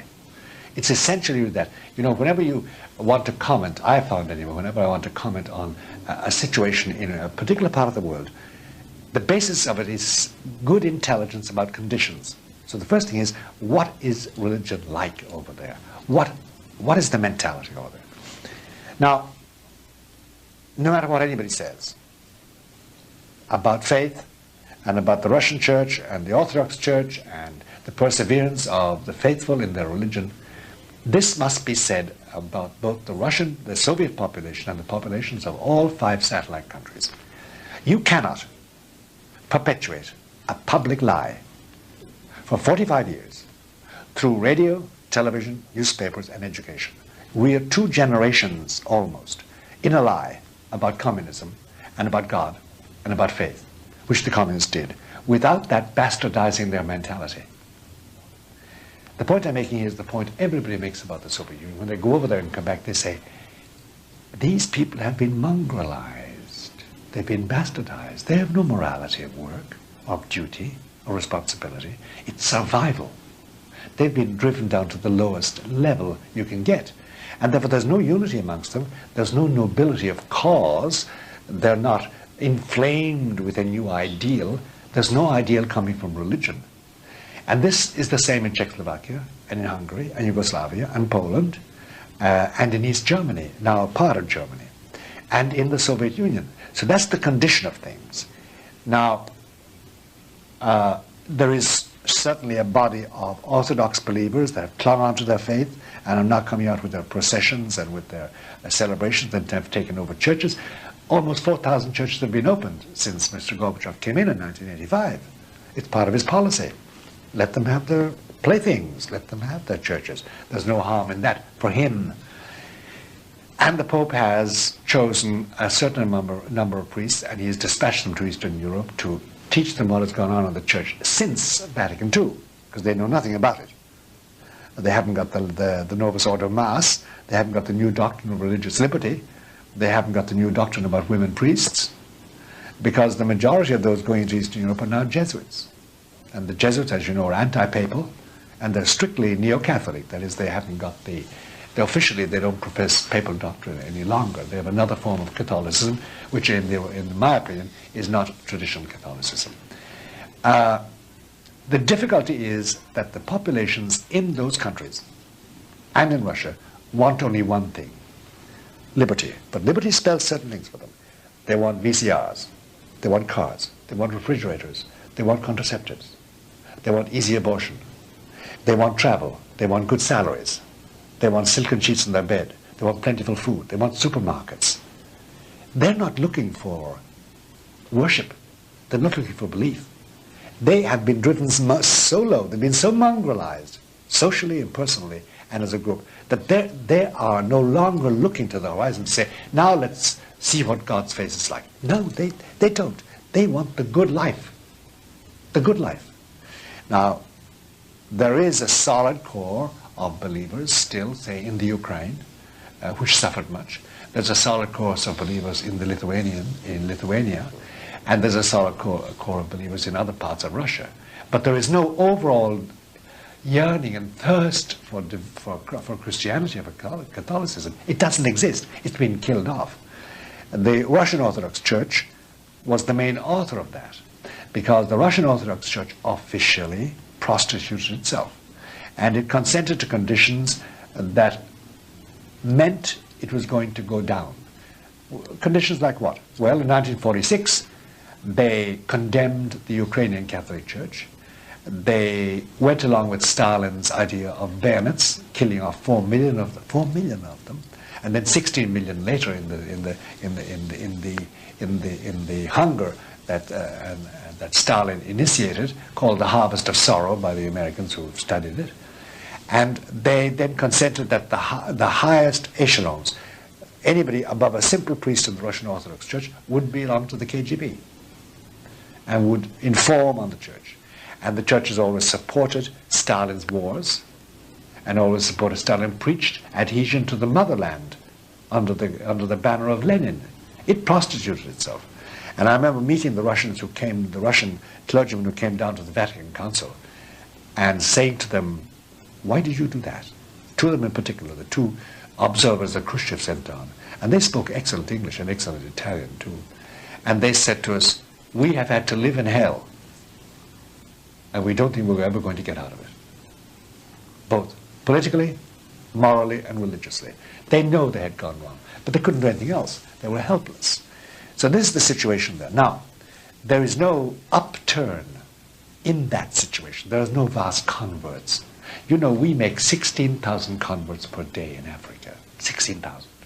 We lose 7,400 in Western Europe every day, by the way. We lose it by death, by divorce, by apostasy. In Russia, there's no vast conversions. People are not interested. They're after the good life. They want what we have. And one of the reasons for being angry with Khrushchev is that he hasn't brought capitalism in fast enough for them. So there's no upturn there at all. On top of all that, it would be ridiculous if anybody suggested that Mr. Gorbachev was seeking the kingdom of God. The policy of Khrushchev is Leninist. He wants to institute the atheistic state dreamed of by Mr. Lenin and Mr. Stalin and Mr. Khrushchev and all the other people, Brezhnev and all the others that preceded him. He is an agent of the devil, and there's no doubt about that. Now, with that conditions, with that exact intelligence about Eastern Europe and the Soviet Union, there is no hope there, except that Our Lady, blandly and quietly and gently but firmly, as only she can say, told Lucia that the safety of the world. That's the safety of you and me, of your Canada and my United States and Western Europe and the rest of the world. The safety of the world will be achieved because Russia will be converted and she will do the converting. So Catholics will be very wrong if they think that there's the present Pope and the present Vatican and the present Roman Catholic Church has now got a huge field of harvest of souls and it can create a huge wave of conversions. Don't have that delusion. Our Lady made it quite clear that Russia will spread its errors throughout the world and would ruin the world, except that she will convert it by a miracle. There's no vast conversions coming. This is a very important point because very often people in the West have romantic ideas about Christianity in Eastern Europe. Oh, yeah, they have. They have, and it's, I know. You can meet people from Eastern Europe, and I've met them, and I talk from Russia and from the other, the Baltic countries, and also from the former satellite countries. You meet them, and you're touched by their faith. The faith is woven into their language. In Russia, for instance, in Russian, when you say "пожалуйста" or "спасибо," please or thank you, those words are laden with Christian ideas, and I won't waste your time by going through them, but they mean beautiful things, Christianly speaking. But they're used now like please and thank you. And Mr. Gorbachev says "пожалуйста" and "спасибо," and he simply means nothing religious by it. The whole thing has been prostituted. But we have marvelous ideas about Russian icons and Russian monks and the pealing, reverberating chant of the monks in Zagros monastery and this ancient religion that has slept, that has persevered through the dark night of persecution. No, it didn't persevere through that. It prostituted itself. It became a member of it. It supplied its force. It gave it inspiration. It dragooned Christians into the Leninist armies. It went along with the killing of citizens. It went along with the killing of all the Catholic bishops of the Ukraine. It consented to that. Oh, no, no, no. This church is guilty beyond belief. Do you know that when Romania broke, as it were, had its revolution, you know what happened to the Russian Orthodox clergymen? They fled the country. Because they had backed the regime. They had backed Ceausescu, the butcher of Bucharest, and therefore they were going to be killed. They fled. To give them their due, the Catholics had not done that. They had just done nothing and lived underground, as all religion did. So there is that dreadful condition of Eastern Europe. And those who said that, Our Lady's already converting Russia when the Berlin Wall fell down, oh gee, it almost brought tears to my eyes, the wishful thinking in that. This is a controversy now. Do you think that the consecration of Russia has already been done? Oh no. Oh, no, no, no, no, no, no, no. Nobody in his right senses thinks that. Now, there are priests and bishops that speak like that, but they're speaking either out of ignorance or malice. The consecration of Russia is a very definite thing. It's a very definite thing. I mean, it's like saying, do you know Bernard Jansen? Yes, I do, because I've seen his face. I know his nose and his hair and the height and where he walks and talks. The consecration of Russia, the consecration, according to Lucia, was very simple, but very exact. It had to be a formula used by all the bishops and the Pope on the same day, the same formula. It had to be worldwide. It had definite things to say. One of the things it was going to say was the errors of the Soviet Union, the errors of Russia. And that at the same time, that was to be done. This third Fatima secret, the hidden letter, was to be published. That's the consecration. It has to be collegial, by all the bishops in union with the Pope on the same day, and if possible, giving the variation of the various hours across the time of day at the same time, and accompanied by the publication of the letter. That has not been done. What has been done is what could be done. Pius XII twice consecrated the human race to Our Lady's Immaculate Heart, and he mentioned Russia. And John Paul II, when he was over in Fatima, consecrated the human race, and he mentioned Russia. That's not what Our Lady asked for. So the consecration has not been done. And any effort to say that the consecration done on March 24, 1985, by the Holy Father in Rome, is the collegial consecration urged by Lucia, by Our Lady to Lucia, Lucia to us, is either, as I say, ignorant or malicious. Well, the fruits simply aren't there. As you mentioned, Eastern Europeans are turning to Western materialism. Yes, they're not turning to Christianity. And you see, it's also a crass way of thinking of Our Lady, because Our Lady says very little. Well, when she says it, she means every word of it. And when she said Russia will be converted, she meant Russia will be converted. Not that they sort of, as we say, put creases over the trousers and take baths and use deodorant. That's not conversion. That's not conversion. Conversion means they turn and acknowledge the rule of Christ through the Roman Catholic Church on this earth in the name of Our Lady, the Virgin Mother of God. That's conversion. That has not taken place. There is no sign of it. There's no upturn, whatever. There's no light at the end of the tunnel. In fact, we're still in the middle of a tunnel in the whole matter. But a lot of interest. You see, but there's one more fact which I think we should bring to the notice of everybody, if they don't know it already. Within the church, and churchmen, within the churchmen, there is a substantial body of bishops and cardinals who are utterly opposed to two things. They're opposed to the Roman Mass, as we used to know it, prior to Vatican II, and they're opposed to anything to do with Our Lady. They don't want any news of Fatima. They don't want any news of Garabandal. They don't want any news about Akita. They don't want any news about Lourdes. These things are forbidden. They no longer are useful. The church must now merge with the world and lose all this hocus pocus, this nonsense, this superstition.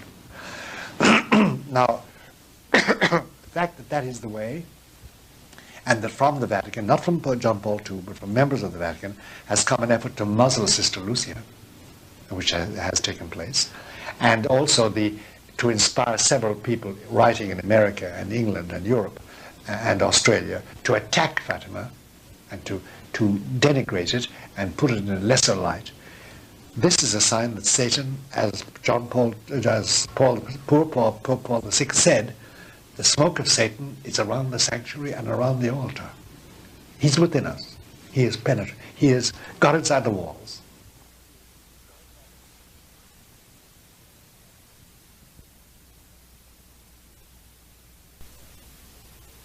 We have been discussing the situation of the church in the Middle East and in Eastern Europe.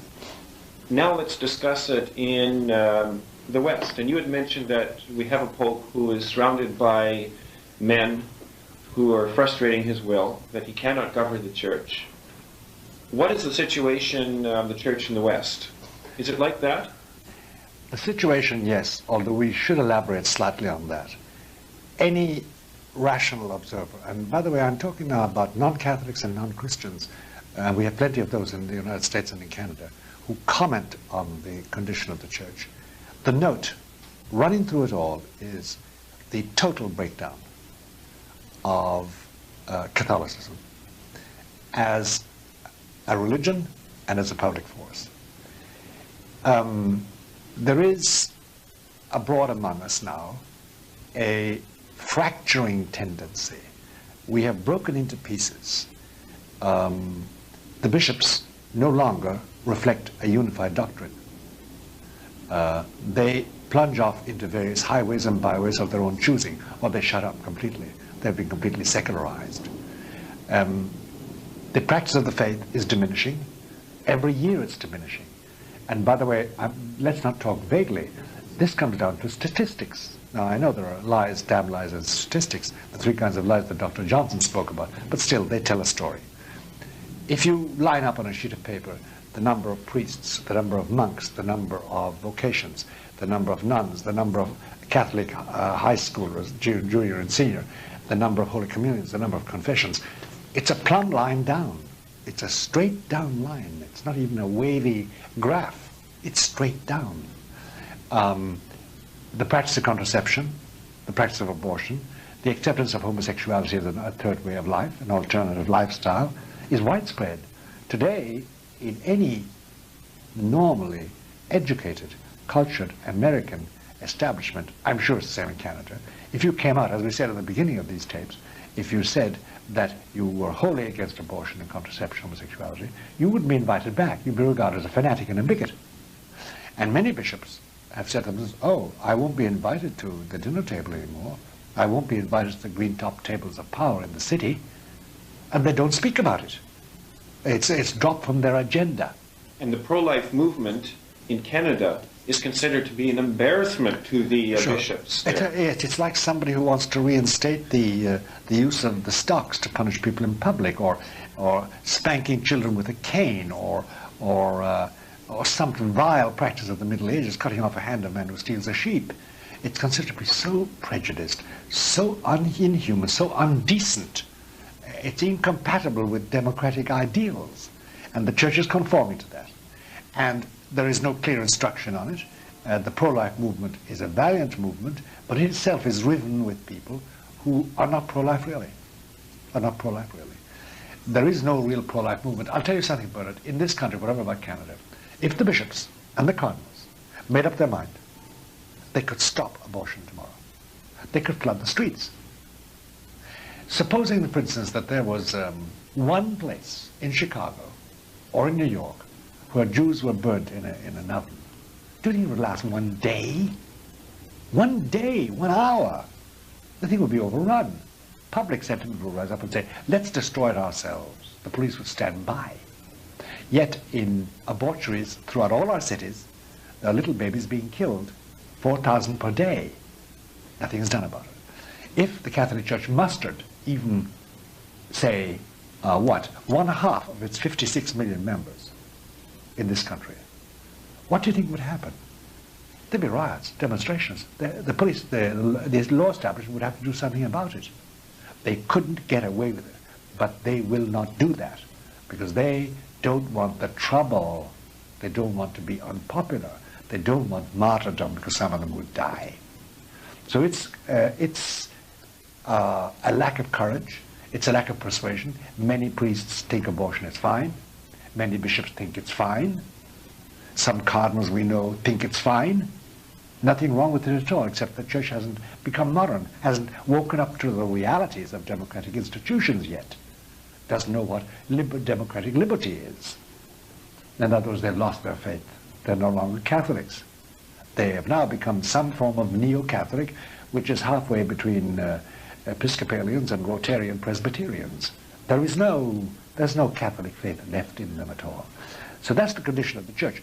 Now, then, in education it's worse, and that is the lamentable part of it. There is no doubt about it that the teaching of catechism, the teaching of religion, has disappeared, partly because we've done away with the nuns. They're now on political and social careers. And the big teaching orders of nuns have ceased to function. And therefore that wellspring of education of a child from the age of 4, 5, 6, 7, 8 on in Christian doctrine has disappeared. On top of all that, the great teaching orders, the Jesuits, Dominicans, the Carmelites, the Franciscans, have become thoroughly secularized. And you can no longer speak about a Catholic college. You have a college which used to belong to a religious order, say the Jesuits, which is now run by majority laymen with 1 or 2 Jesuits, usually old, there, and a Jesuit rector, pro forma, but there is no Catholic college. In fact, they don't want to be called Catholic colleges. The Jesuits met there last year and they decided they would no longer call their 29 colleges Catholic colleges. They would call them Ignatian institutes because they work in the spirit of St. Ignatius. I think St. Ignatius must be turning in his grave or revolving in heaven at the mere idea. So education is taken out of our hands and we have consented to it. And there is no gainsaying the damage that is done.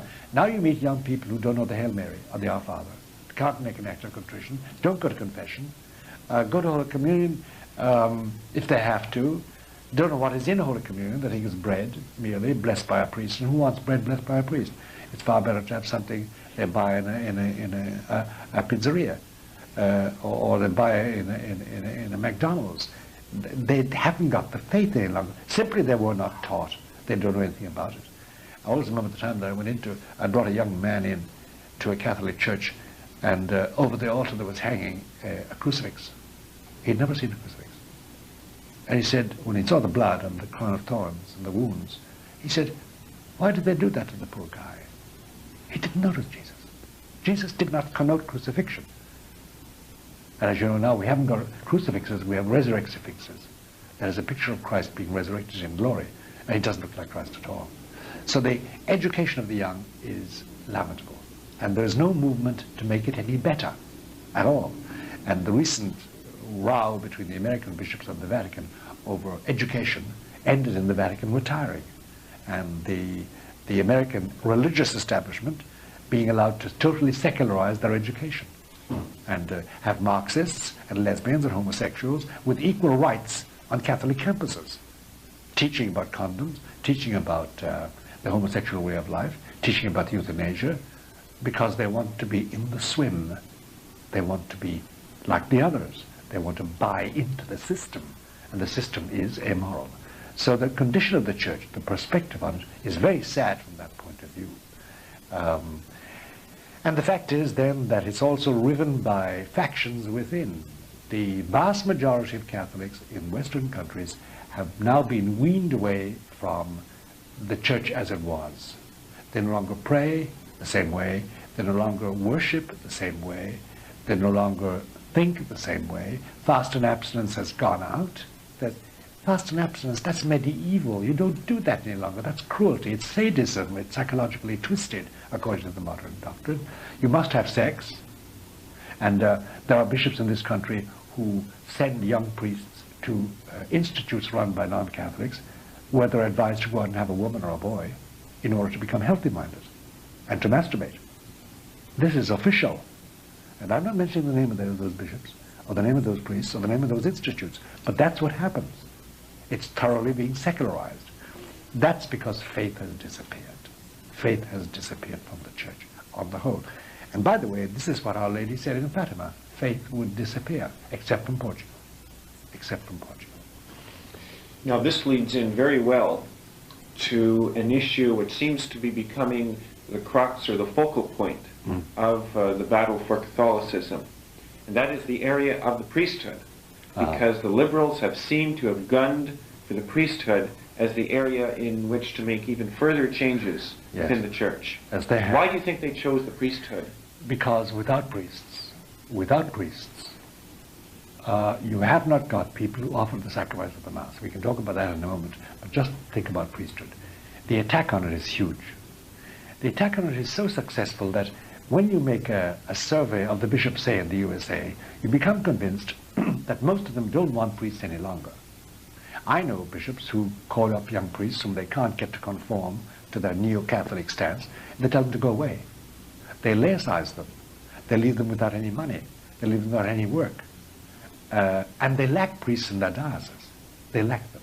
They do nothing about their seminaries. The seminaries themselves, many seminaries are rife with homosexuality, where it's approved to be healthy. You must experience sexuality with your fellows, besides going to the local city or the local, wherever you want to have sexuality.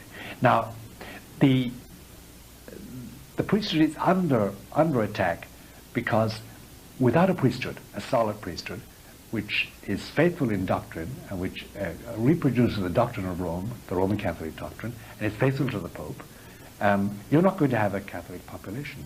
There was a saying always when I was a young man, it's true, that if there isn't a sermon on Catholic morality and the papacy, at least once a year in every parish, that parish is going to go to hell. It always does.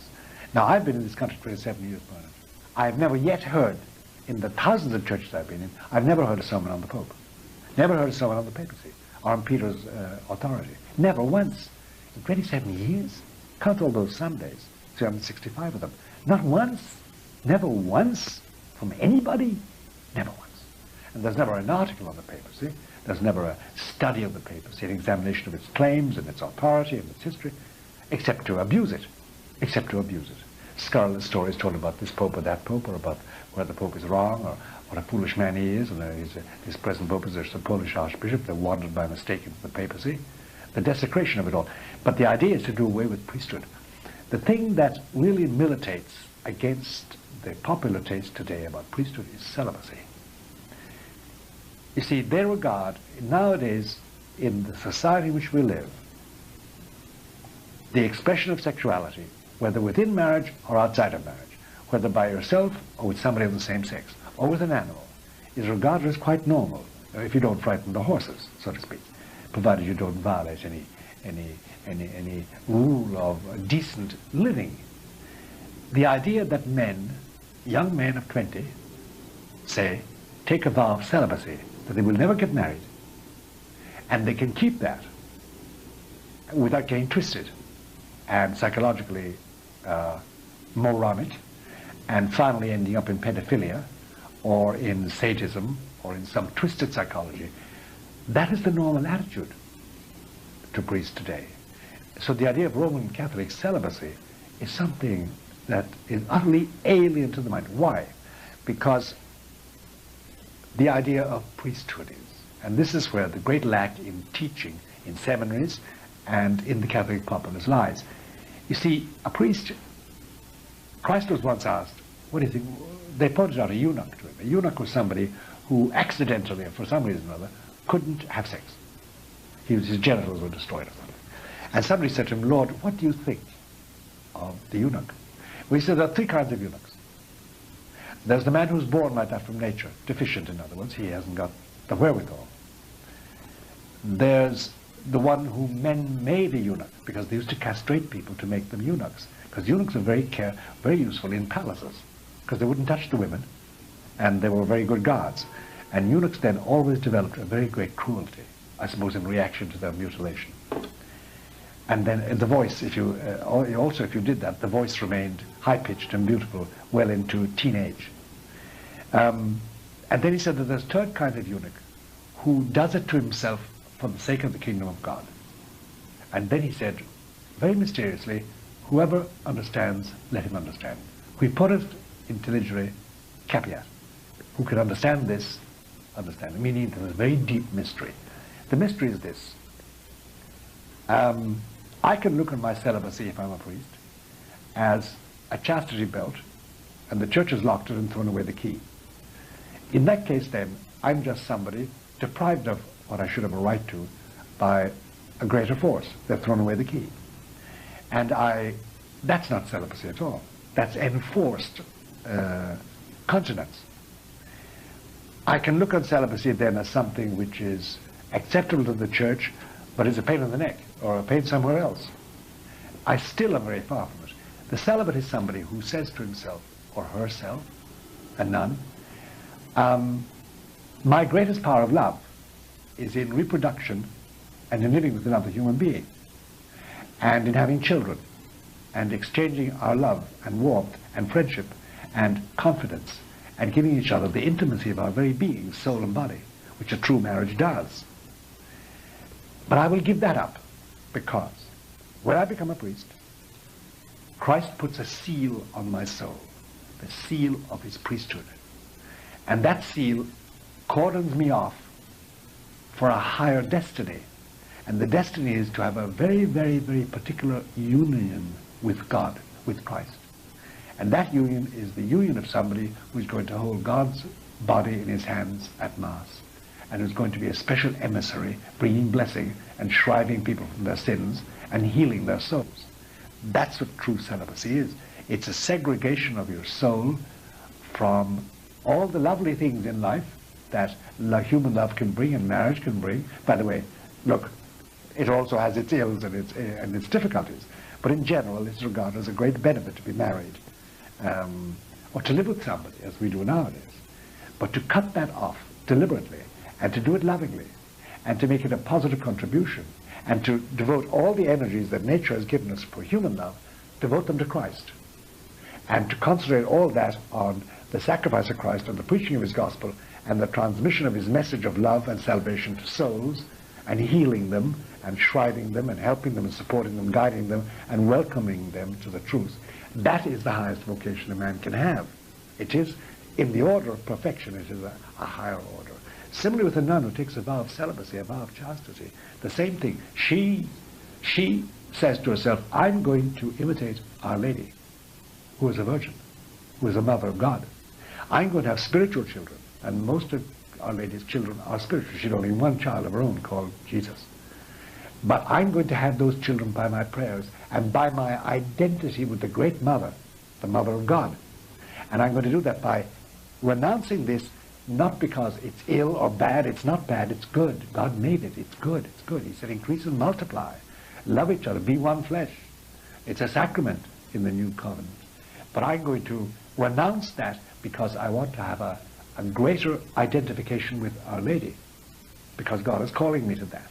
And all the love and the sympathy and the empathy and the perceptiveness of love, I'm going to transfer that to Our Lady and our Lord. And I'm going to make that my special sacrifice. And in the beginning it is a sacrifice. And then with the passage of time and fidelity, suddenly this flower blooms in their souls.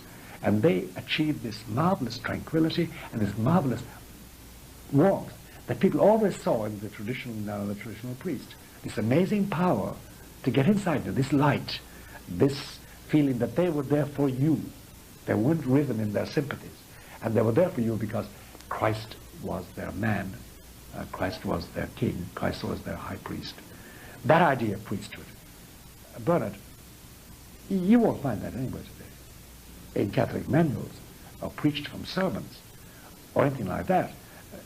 Celibacy is regarded as a sort of like fish on Friday, a law that we want to change and do away with. Many want to do away with, many bishops want to do away with, and Father Richard McBride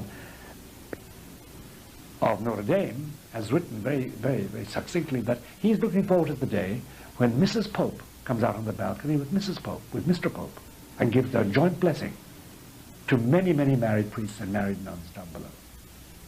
I mean, if a man like that, teaching in a Catholic, so-called Catholic college, university, the University of Notre Dame, can write that and say that in public and contradict Catholic doctrine, well, two things immediately come to your mind. First of all, he ceases to be Catholic.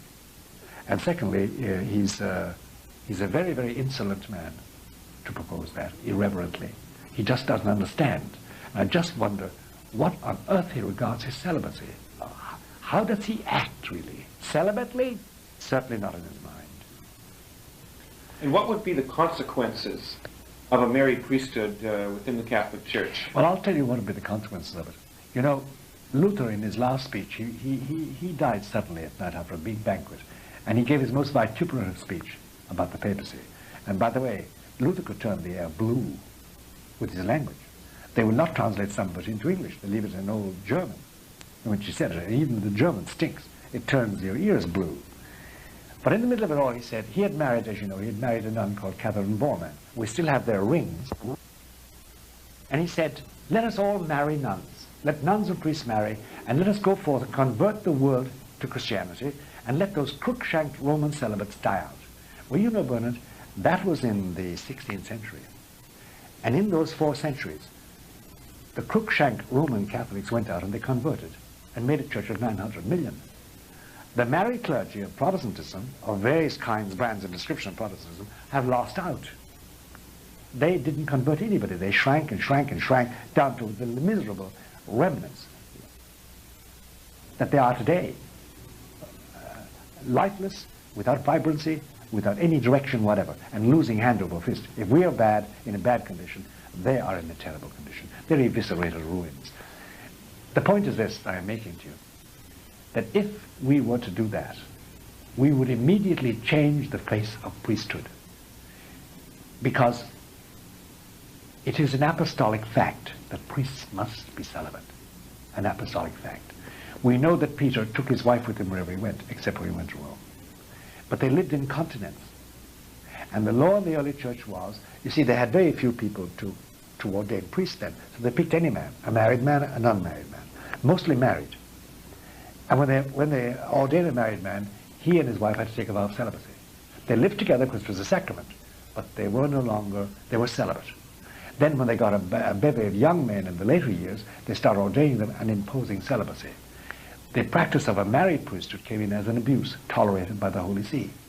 And it was only tolerated in the Greek and Russian church, in Eastern Christianity, as we say. It was never tolerated in the West, where they maintained the celibacy. If you haven't got a celibate clergy, well, sociologically the change is very interesting, because first of all you have to support your wife and children. That's an economic factor.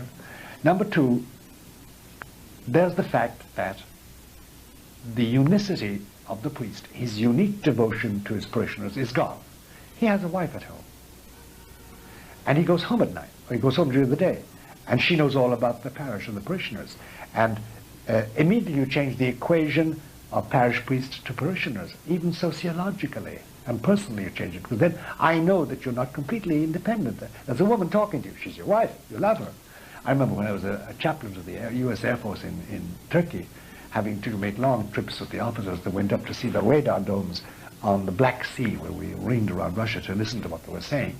And one of them said to me once, after a long discussion, 18 hours driving, he said to me, you know, Father, he said, I couldn't talk to you like this if you were married like Woody. Woody was the Protestant chaplain, a very decent man. He said, I couldn't talk to you like this about these things. I wouldn't dare do it. He said, because you'd have a wife, and you can compare yourself, and she could, I mean, he said that it's the end of the priest-client relation. And it's true, sociologically. Spiritually is the biggest change, the most significant change. The change would be this, that I would have into my life the interests, the passions, the needs, the mentality of other human beings closer to me than any parishioner, anybody confided to my care spiritually. I am going to be diverted at least therefore from it. And my judgment is going to be molded by the people I live with, namely my wife and my children and their in-laws. You change the whole equation immediately. You change this man from being somebody totally dedicated to the people, in principle, of whom he is the parish priest, to somebody who is there fulfilling a job in charge of the plant. And that's a different thing completely, and wipes out the relationship that the church has established between the parishioners and the pastor itself. It doesn't work, we have found. It just doesn't work. Now, while we're on the subject of the priesthood, an issue that is very high in many people's minds is that although there is a shortage of priests, there also are a number of very good men who are priests. But it seems like there is a persecution of these priests. Yes, there is. There is. Listen, let me give you a personal anecdote in this matter. I, at the present moment, am in contact and in close correspondence with 23 priests in these United States, all of whom have been suspended by their bishops. By the way, they haven't offended sexually, they haven't stolen money, they're very zealous, they want to say Mass, they want to hold Stations of the Cross, they want to hold exposition of the Blessed Sacrament, they want to organize pilgrimages to Fatima. They, in other words, want to reproduce traditional Catholic devotional practices. The bishop doesn't want that. And these bishops, 4 bishops mainly, have insisted that if these men will not submit to psychological training and rehabilitation, because they must be rehabilitated, they say, then they will not give them any work.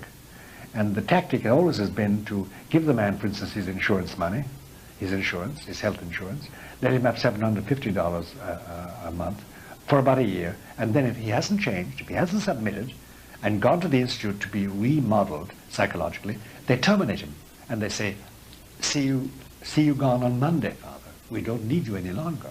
And these are dioceses that lack priests. That is what has been done. And number 2, then, there's the fact that in many dioceses, at least anyway I can count many, the bishop now allows women can't celebrate with priests. To get the idea of a priest, a woman being on the altar. And they allow their nuns, who are on the television and radio, advocate the ordination of women and the marriage of priests. So there's definite bias against priests in many bishops' minds. They just don't want it. And they have said so openly. There was a meeting there last year in South Bend, Indiana, where many retired bishops said, it's about time the Pope ordained women. It's about time the Pope permitted the marriage of priests. So the bias against the priesthood is large. And, you know, Bernard, when you reflect on it, the bias against priesthood is due to a lack of devotion to Our Lady. Because if you think that a priest shouldn't be separate from the people in this matter of celibacy, if you think he should be like ordinary men, then you've lost the idea of what her son was like. He was completely dedicated to his work. He was celibate in a way which none of us can be, on account of his being God and being Jesus, the Son of God, and on account of his extraordinary humanity that God gave him when he was born. And he was the son of Mary, a virgin, a celibate. If you do away with that idea, it means you have no devotion to Our Lady. It means you don't know what she was, what her son was, what her whole function was. And it means that you have a very funny idea of sexuality. You consider it either good or bad. And if you don't share it, you think it's bad, and that's twisted. If you do share it, then that's good. And that's the only way to be human. And this is non-Christian, it's non-Catholic, it's anti-Catholicism. And this, unfortunately, is a very rampant idea amongst our bishops and our priests too. They have very little idea of what celibacy means, and they're anti-priest. Now, there's also this, remember that nowadays the function of the priest has been reduced by the new practice, liturgical practices, which leads us into consideration of the Mass, which we'll deal with in a moment. But that makes out that the community is the important thing. The priest is not important. He's just a minister, like he's in charge of the plant. Make sure that the heating is working and that the pews are clean and that there's some nice music and nice choirs and the roof doesn't leak. That's more or less the idea of a priest now. He's a manager of the plant. And there's no reason why, let's say, a woman couldn't be the manager of that plant. Of course not. In fact, they make far better managers. They're far more careful about these things. So why not? So the broadside attack on it is terrific, and is organized, and is going to go on. And bishops have caved in on this, and some of them want women priests in now, and they certainly want married clergy. So the fight is going to go on this. Have some of the bishops caved in the area of women priests? Oh yes, they have. It's still a secret, but we know of one bishop, he's now dead, who ordained 32 women. At least he put them through the ceremony of ordination, and they say Mass every morning. And we know in Canada there are 3 groups at least of women who have their chalices and their vestments and say their Mass in private, waiting for the day that they will get permission and they will come out then as priests, priestesses. This has already happened, and it was inevitable. And I would be willing to take a small bet, not being a gambling man, that one day, out of the blue, some foolish bishop is going to stand up and say, I'm ordaining 5 women who have been studying theology. They're just as good as any man, and let Rome do what it can. And what can Rome do? I bet you it's going to happen. They're going to do that. And then some other bishop is going to say, I'm going to ordain married men and let them live as married men, and because I need priests. Which is the funny, twisted way of dealing, having dismissed good priests, having made it impossible to produce good priests, then turning around and going in the back door. It's satanic. It's the satanic attack on the church, because if they get rid of the priesthood, as we know it, the church is finished. The church, as a visible institution, the church is finished. There's no doubt about that. But they won't succeed in that. Just the battle is very tight, and we're not getting vocations.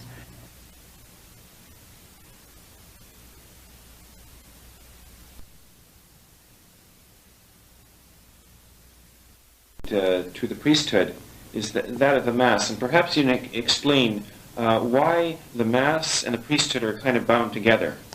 Yes, sir. It's a very important point, and above all, it's the heart of Catholicism. You probably have noticed from history already that when any power or any group wanted to destroy the Catholic Church, they made for the priests, and they abolished Mass. Once you did that, you removed Mass and the priesthood and the priests from Catholic life. And something always happened to populations which were deprived of that. Now, there's a very profound reason for that. And it is this, that of all the sacraments, the Blessed Eucharist is the central one, because it is the physical presence, literally, of God on this earth, of Christ. And that physical presence is only achieved by the offering of the sacrifice of the Mass. And therefore, if you can get rid of that, like Hitler did, like the British in Ireland did, like the French revolutionaries tried to do, like Russia tried to do, like they still try to do, whoever wants to destroy the church always tries and destroy the Mass. If they can do that, they're sure they're going to rid it. Bernard, there's a profound truth here, and it's this. Sanctifying grace. By the way, if you get a temptation, if you see my wallet on the table, and I have $3,000 in it, and I'm not there, you have a temptation to take at least 2,000 for yourself, or 1,000. You can get what they call an actual grace, if you're good at that moment, if you want to avoid the temptation. That's what we call actual grace. Actual grace won't get you into heaven, though. You have to have a thing called sanctifying grace. Now, sanctifying grace is another grace completely. It's a permanent. The actual grace comes for the moment to remove your hand from my wallet and take your eyes away from my wife, or whatever you're being tempted to do. Sanctifying grace is something substantial that comes and resides in your soul. The first time you have sanctifying grace is at baptism. And you get that, and therefore you are a child of God, and original sin is wiped out, and you have grace in your soul. And by the way, without sanctifying grace, you can't get into heaven. Okay? Now, you only get sanctifying grace through the sacraments. And the chief sacrament for getting that for adults, after they're married or ordained or whatever, confirmed and baptized, is the Blessed Eucharist in the sacrifice of the Mass. So if you cut off the Mass as a source of sanctifying grace, you withdraw grace from the population. But without sanctifying grace, you can't avoid sin. In the long run, you can't avoid sin. And the light of baptism dies out in your mind, and you fall into error. And that's almost a history of what happened in the church since 1969, when they brought in the new form of the Mass. And I want to discuss the ins and outs of all that, because if there's any wound, deep wound, in the body of the church today, it is the destruction of the Mass, which was a deliberate thing, set up deliberately, planned deliberately, and now being carried forward deliberately. So the Mass is terribly important. In essence, let me say why it's important. It's this. You see, Christ died on Calvary, and we know that's the central act of history. All history climbed up to that, and from ever afterwards, history is only a fulfillment of that sacrifice, its fulfillment and its fruits in the history of, in the races of man. And that's really what's up today with the community of nations we spoke about in another interview, that community no longer shares the body and blood of the sacrificed lamb of Christ. Therefore they don't get sanctifying grace. Therefore what they do is not done in his name. Therefore it's not the rule of God, it's the rule of man alone, and that has no blessing. It's bound, as the Pope says, it will come to naught. It has to come to naught, because it's godless. It's not the rule of God. Blessed by the sacrifice of Calvary. Now, essentially, Catholics believe that any Mass you attend, any valid Mass, said by a valid priest, is a reenactment of Calvary. That doesn't mean it's a reproduction like we produce, say, the revolutionary career of George Washington in a play. No, it means that really, under the species of bread and wine, and on an altar created by man, with a priest dressed in vestments, and the presence of people in a church built by man, the sacrifice takes place again as 'twere. It is the reenactment of the real act of sacrifice, so that when you're present at the consecration of a Mass, you're present at the Calvary in a mystical way, but a real way. That's the doctrine. It's pure faith. There's no means of knowing that except through faith. No means of holding it except through faith. There's no means of living by it and profiting by it except by faith. It's pure faith. I remember I once had a Protestant lady friend when I was very young. I was 10. And she was asking me what I was being taught in catechism. And I said, well, I told her about Mass. And she said, she said, Malachi, if I believed that, I would crawl all the way from my house. She lived 7 miles from the church, on my belly to the church every day, just to be present at it. Which was, to her Protestant, non-Catholic mind, was what would be fitting if God himself was reenacting his crucifixion. Really, you could be present at it mystically, but really, that was the effect of her mind. She didn't believe. Later on, she did. She joined the Catholic Church and died in the Catholic faith. Now, that's the importance of the faith. And the attack of Satan on the church today centered on the Mass. And wiping out the Mass, damaging the Mass, which he has done through his minions, he has damaged the priesthood. And damaging both of those, because the priesthood's main weapon is Mass. Say, the definition of a priest, you often hear, what's a priest? Well, he's somebody who is the preacher of the word, and he manages the affairs of the local church. Well, that is nonsense. A priest is primarily an offerer of sacrifice. That's his primary function. And in the new Mass, the sacrificial aspects of that Mass have largely been removed. Oh, they've been removed. They've been removed deliberately because, as you know, the people who composed the Mass originally were 6 Protestants and 2 Catholics, under the direction of a Freemason called Annibale Bonini, who, as we know, was a Mason, a Freemason. He was an archbishop, and he lost his faith. And he was the originator of it. And the first version of the Mass, which he drew up for Pope Paul VI, you know what happened is, he gave it to Paul VI, and 2 cardinals, Ottaviani and Bacci, went to Pope Paul VI and said, Your Holiness, if you publish this Mass, we're going to declare you a heretic. They said that.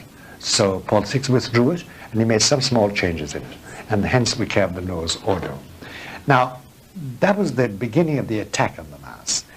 I remember receiving from my brother in the mail from Ireland a Missale Romano, a Roman missal, all burnt at the edges. And he said, when I came home today, they were burning the missals and the pews and the confessionals and breaking the statues in the local church, the parish church where we all went as kids. And he said, I saved this as a memento. The destruction reeked. And you have now got antique shops and shops selling antiques and antiquities in New York. You can buy a chalice, you can buy a tabernacle, you can buy a ciborium, you can buy a confessional, you can buy pews, you can buy vestments, you can even buy pyxis where they carry the Blessed Sacrament to the sick person. These are all things now have been thrown out. And you can see all the priest names. John L. Cullen was the last priest. I bought that chalice and had it reconsecrated by the bishop here. The destruction was terrible. Before descending to it, the details of it, because there are a few points there which Catholics should know. Bernard, it's extraordinary to think that if I, a priest, went to the local church here wearing Bermuda shorts and a T-shirt with I love the world or I love whales on it, and I wore a golf cap and had 2 parrots on my shoulders and was accompanied by 2 nuns in leotards and proceeded to have a new mass, I would be called creative.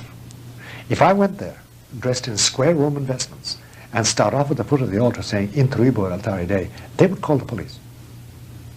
There is a horror of the Mass. There is a fear of it. There is a horror of it, a dislike of it. I have met very reverend Monsignore of the old school. And I have said to them, by the way, what do you think now of the traditional Mass compared to the Novus Ordo, which your reverence says every morning? And they've said to me, I don't care about it. I don't want to see that thing again. They've lost all appreciation of it. Then when you ask them, well, what about giving the alternative to those who want? They say, no, it's bad for them. We don't want that. There is a horror of the Mass, and it's almost satanic. It's a dislike, an intense dislike of the Roman Mass as it was traditionally known. And when I point out to them the defects of the Novus Ordo, which I want to talk about now to you, they shuck them off and say, no, it's okay. It's okay. The Pope did away with the Mass anyway. Let's talk about both points that you've mentioned. Let's look now at the defects of the new Mass. Well, the defects are mainly this. The central defect is this. Let me illustrate before I give you the main thing. If I'm baptizing you, and I say, I baptize you in the name of the Father, the Son, and the Holy Ghost, amen. Is that baptism valid? No. Do you know why? Why? I've changed the words of Christ. It's invalid. I put in the word amen. Christ didn't say that. You can't change the form of the sacrament. Only 2 sacraments did Christ give us the words of institution. Baptism in Mark and the Blessed Eucharist, the Mass. And the words he used are the words we must use. In fact, we must to such a degree use them that Trent said that anybody who changes those words is anathema. It's anathema. Anathema means that you're out of the church. It means you're an apostate. It means you're condemned by the council of the church, by the church itself. Well, as you know, the new Mass has changed the essential words about the consecration of the chalice. Christ said, this is the chalice of my blood, which shall be shed for you and for many unto the remission of sins. But the operative words are for many. He didn't say for all. Now, in the Novus Ordo, the ICEL, the International Council of the English Liturgy, changed the word all, changed the word many to all. And the excuse they gave was a lie. They said that the word in Aramaic for all and for many is the same word. And therefore when Christ said for many, he meant for all. If he said for all, he meant for many. So it doesn't matter. Now, I'm an Aramaic scholar and a Hebrew scholar. There are 2 words for all in Hebrew and 2 words for all in Aramaic. And there are 2 words for many in Hebrew and 2 words for many in Hebrew and in Aramaic. So Christ didn't say for many, for all, he said for many, for multis. And that's an important point which you must remember. Now that changing it, that invalidates the consecration of the chalice. It's simply the wine remains wine. It's not, doesn't become the blood of Christ. And if the wine is not consecrated, there is no sacrifice. According to the dogma of the church, there must be body and blood. There must be bread and wine consecrated to consummate the sacrifice of Christ on the cross. It must represent his body and his blood. Therefore there's no sacrifice. Therefore there's no Mass. If there's no Mass, there's no sanctifying grace. And the consecration of the bread is illicit. It's valid but illicit. In fact, some theologians think the bread is not consecrated at all if the wine is not consecrated. That's what happens. So that if you say that, in the spirit of Luther, who made it, and most of them do, you haven't said Mass. Now, Bernard, if you want to know in a shortcut way what has happened in the church, why there are no vocations, why families are falling to pieces, why a majority of Catholics in this North American continent hold that abortion is all right and contraception is all right, and why a majority hold that homosexuality is a valid way of life, and why they're not against euthanasia, and why they don't mind fetal experimentation, if you want to know that, just think on the fact that grace is withdrawn. Without sanctifying grace, you can't resist temptation. Now, there's another point to it. If I steal your money, it's an act of stealing. I violate one of the 10 Commandments. But there's more than that. It's not merely the sin of stealing. There's guilt on my soul for that, with the punishment due to it. That's not the only thing that happens to me. I also lose grace. And losing grace, I lose light. I lose faith. And if I commit sufficient sins of stealing, I lose my faith totally. And that's with any major sin. Now, if you go on not getting sanctifying grace, and constantly doing the wrong thing, not having the sacrifice of the Mass, and many churches, many dioceses have no Masses at all. They've got this charade of a Mass. In that case, there's no sanctifying grace, and therefore I lose my light, and the diocese loses its supernatural light. And they all go in various directions, pushed by Satan, or pushed by error, pushed by bad judgment, pushed by people with no faith. That's the terrible devastation of the church. You want to know what has happened to us really? That's why faith has been withdrawn. We no longer have sanctifying grace. There's worse than that. In order for there to be a real Mass, the priest must be validly ordained. Must be a real priest. No matter how you want to say Mass, if you're not validly ordained, you can't consecrate the bread and the wine. We know several bishops who have no intention of creating priests. And therefore, when they ordain people, they're not ordaining them to be priests. And therefore, the priest can't offer Mass. We have certain cases of certain bishops we suspect have never been ordained, and therefore they're not consecrated. They're not Christians. They're not priests. And that means, therefore, the whole thing, the whole shebang is invalid. And therefore, what Our Lady said, that a period of unfaith would come, and the church would suffer, and the smoke of Satan would envelop the church right up to the altar and the sanctuary, is coming true by the machinations of men and the machinations of the devil. That's the difficulty with the Novus Ordo. Now, I know priests in this diocese who are in parishes, and if they said anything but the words of the Novus Ordo, they would be punished. So what they say is, they say for all out loud, and under their breath they say, I mean for many, to make sure it's consecrated. So this is a very dire situation. What is frustrating and painful is that so many good priests who really want to do good don't understand this. They haven't got the light. They think it's valid. And when you argue with them about the change of Christ's words, they were never taught that in the seminary. They no longer learned that. They were taught, this is what you say. They were also told a further lie. They were told that the Pope changed the Mass, that he abrogated, that he abolished the Mass. And bishops say that. That's a lie, directly. Paul VI never forbade the Mass, never wiped it out. By the way, he couldn't if he tried, but he didn't.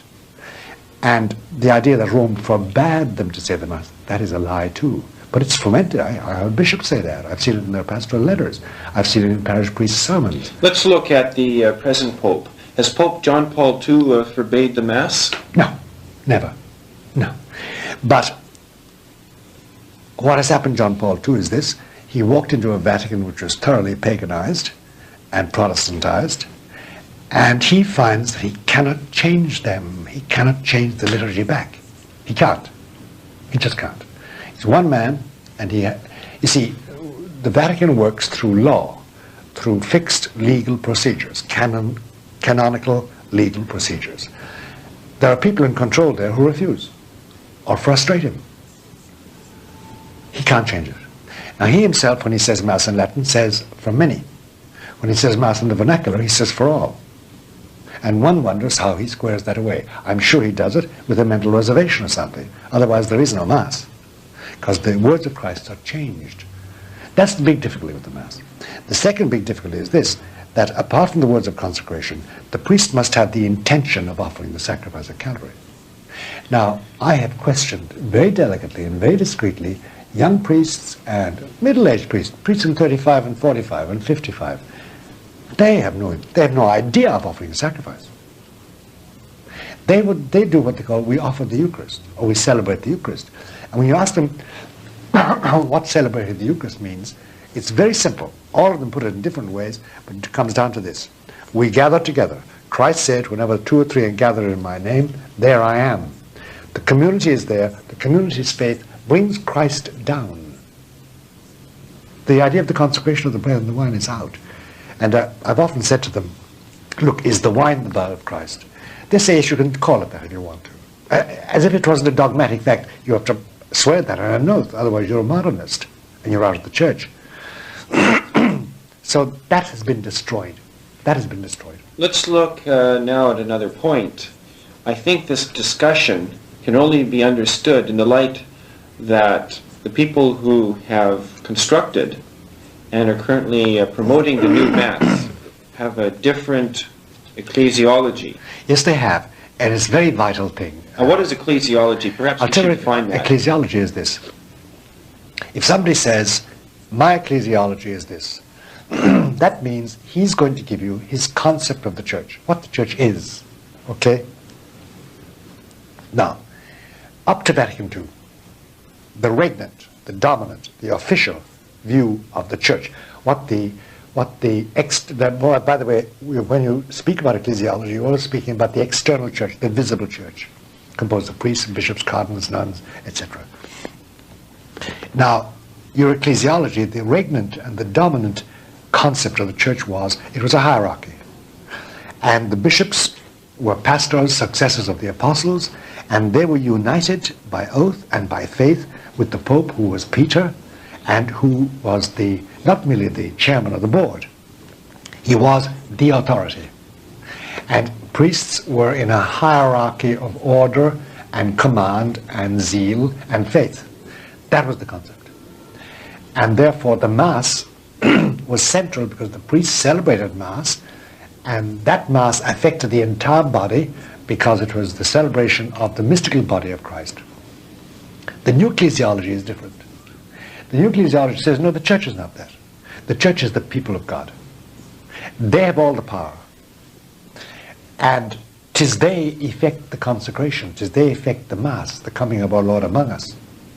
And it means that all people are involved in it, not merely Catholics or Christians, but Buddhists and Muslims and Hindus and Lutherans and Presbyterians and Mormons. Everybody's included in it because salvation is for all men and all men are saved.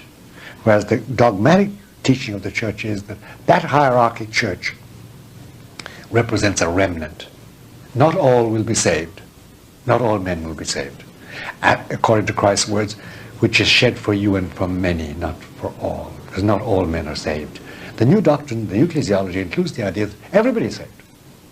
And all you have to do is be faithful to your conscience, even if you are a whale god adorer, or a Mormon, or a Muslim, or a Jew. As a good Jew, as a good Mormon, as a good Presbyterian, you can be saved, just as much as a Catholic. Of course, the question arises then, why be a Catholic? Why not be a Mormon? Why not stay a Mormon? Why convert? Why have missions? Why have evangelists? Why have missionary orders? There's no point. Leave them alone in their Islam, in their Buddhism, in their Mormonism, in their Presbyterianism. Now, the difficulty with that ecclesiology is that it's not traditional. No pope before this pope would have recognized it. No pope. They would have condemned it immediately. The church is a hierarchical body composed of apostles, the bishops, and Peter, the Pope. That was the original one. And it is a strict body saving a remnant out of humanity. And the essence of it is that it's a hierarchy. That is, there's dignity and honor, and at the very bottom there's just faithfulness and zeal and attachment to the church. That's all. Now, you know, it's very striking that when the American bishops gave their instructions how to apply the Novus Ordo, they said that when the priest turns around to the people and says, when I'm going to give you Holy Communion in the Novus Ordo, they said the words he uses are the body of Christ. He must not say this is the body of Christ. Why? If they believed it was the body of Christ, why not say this is the body of Christ? No, you're forbidden to say that. because it isn't the body of Christ in that sense. What they're saying is this bread represents the whole community and Christ put in one bowl. So you just say the body of Christ. You don't say this is the body of Christ, because that's not the church. That's the new ecclesiology. And that's why there's now a diminution of emphasis on it. Why have a priest? Why not have the community? The community can consecrate. It can appoint a minister or a presider of the ceremony. It can be rotated, in fact. It can be done by votes. But you haven't to have a priesthood. What are consecrated hands? Just wash your hands, old boy. It's just as good as anybody else. In fact, the plumber's hands might be cleaner than yours, even if you're a doctor or a lawyer or a broker. The priesthood has no meaning. And then why not have a woman to do that? A woman is just as good as a man. She can keep a plant going. She can have clean hands too. So why not have a woman? There's no difficulty. Once you kill the Mass, you kill the priesthood, kill the idea of celibacy, kill the idea of the male priesthood, kill the idea of Christ the eternal priest. You change the whole ecclesiology. Now let's stop and talk about another point about this ecclesiology. I've had discussions with prominent modern liturgists, and one of them told me that the whole central point of this discussion about the Mass is that of ecclesiology. He said, you have to bring in a new Mass because now the ecclesiology and our whole view of the church and the sacred has changed. That is the politest and the clearest expression of modernism I've ever heard. Because you see, the church never changes a dogma. It can't. It can't say, which they're saying nowadays, original sin has changed now. They have changed the idea of original sin. You can't change the dogmatic idea. The traditional and the obligatory note about the Mass is that it is the sacrifice of Calvary reenacted really on the altar at the hands of a consecrated priest who has the faculty given him by ordination to do so, to function in loco Christi, in the place of Christ. He's alter Christus at that moment. He's another Christ functioning for him because of the seal of priesthood set on his soul by God at ordination. If you now say, well, we've changed all that. Now we say that it's really the priesthood of the people. This is a grand idea. By the way, it's much older than the Roman Catholic Church. It has been in pagan religions, the priesthood of the people. But it's not Catholic, and it's not dogmatic, it's not in Trent. It was condemned in Trent. It's a heresy. And that means the man who says that, who has said that to you, any man who holds that, is in a state which I want to discuss with you before the end of this tape, or the end of this interview, apostasy. He's an apostate. He may not know it, but that doesn't matter. Usually, you know, if you're a very cultured gentleman, and you're clean, and you eat well, and you're conventionally well-behaved, if you become a barbarian, you don't know you become a barbarian, otherwise you change back. Similarly, if you lose your faith, if you become an apostate, you don't know you've lost it, otherwise you'd run like the devil to get it back. So you can lose your faith, and then the curse is God doesn't let you know you've lost it. You think it's okay, you think the other guy's stupid. So that man is not a Catholic any longer, he's apostatic. In fact, many bishops and many priests are apostates. The question we have down here in the States, whenever we've come across a new bishop or a new priest, is he Catholic? We always ask that question. We know what we mean by it. We mean somebody who knows what the Mass is, has devotion to Our Lady, is devoted to the Holy Father, prays, and goes to Mass and Communion at least once a week, and confession at least once a year, fulfills the laws of the Church. We haven't got that type of Catholic in many places nowadays. So that's what the difficulty is with that man who said the new ecclesiology. A new ecclesiology means changing the nature of the Church. Now, the nature of the Church has been defined by tradition unchangeably. You can't change it. And he has changed it for his own benefit. And the bishops have taken up that idea too. He's ignorant. Now, suppose that I am a good layman, I am a good priest. Why should I be concerned about this issue? You should be concerned about it if you're a good layman, because you depend utterly on the priest being validly ordained and validly absolving you from sins in confessional and validly consecrating the bread and wine at Mass. Because otherwise, how are you to have the body and blood of Christ? Without that, you're not going to get sanctified grace. You won't really be saved, or with difficulty you'll be saved. If he doesn't do those things, you're high and dry. You're high and dry. You have no source of grace. Then you must say a rosary and plead with God and try and get a priest who does consecrate and hear a valid Mass once in your lifetime at least. And many people are in that position today. They drive 60 or 70 miles once a month to get a valid Mass.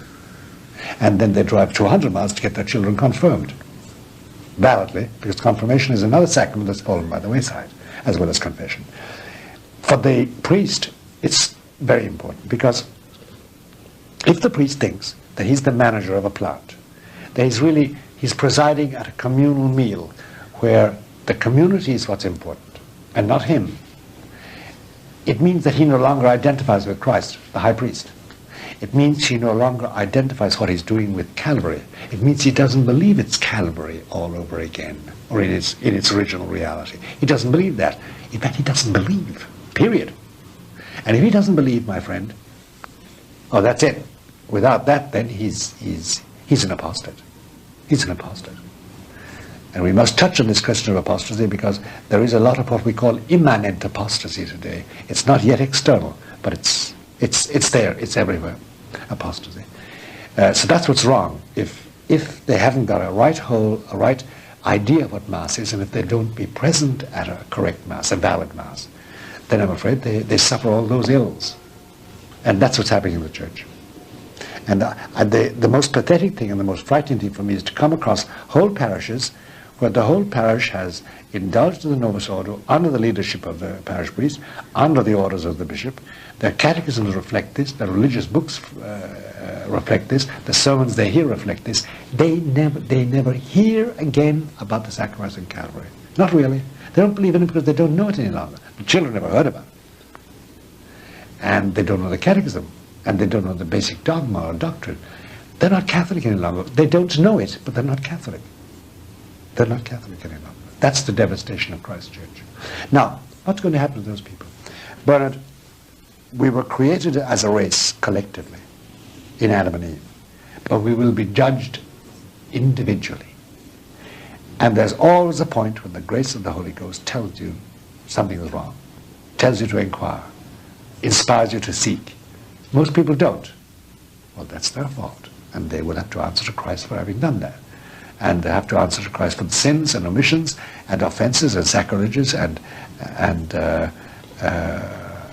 lukewarmness of which they have been guilty all their lives, because they are responsible for it. It's a terrible curse. And if you ask me what is really the fundamental cause of the descent of the Church into shambles, it is the disruption and the destruction of the Mass. And that's a pity.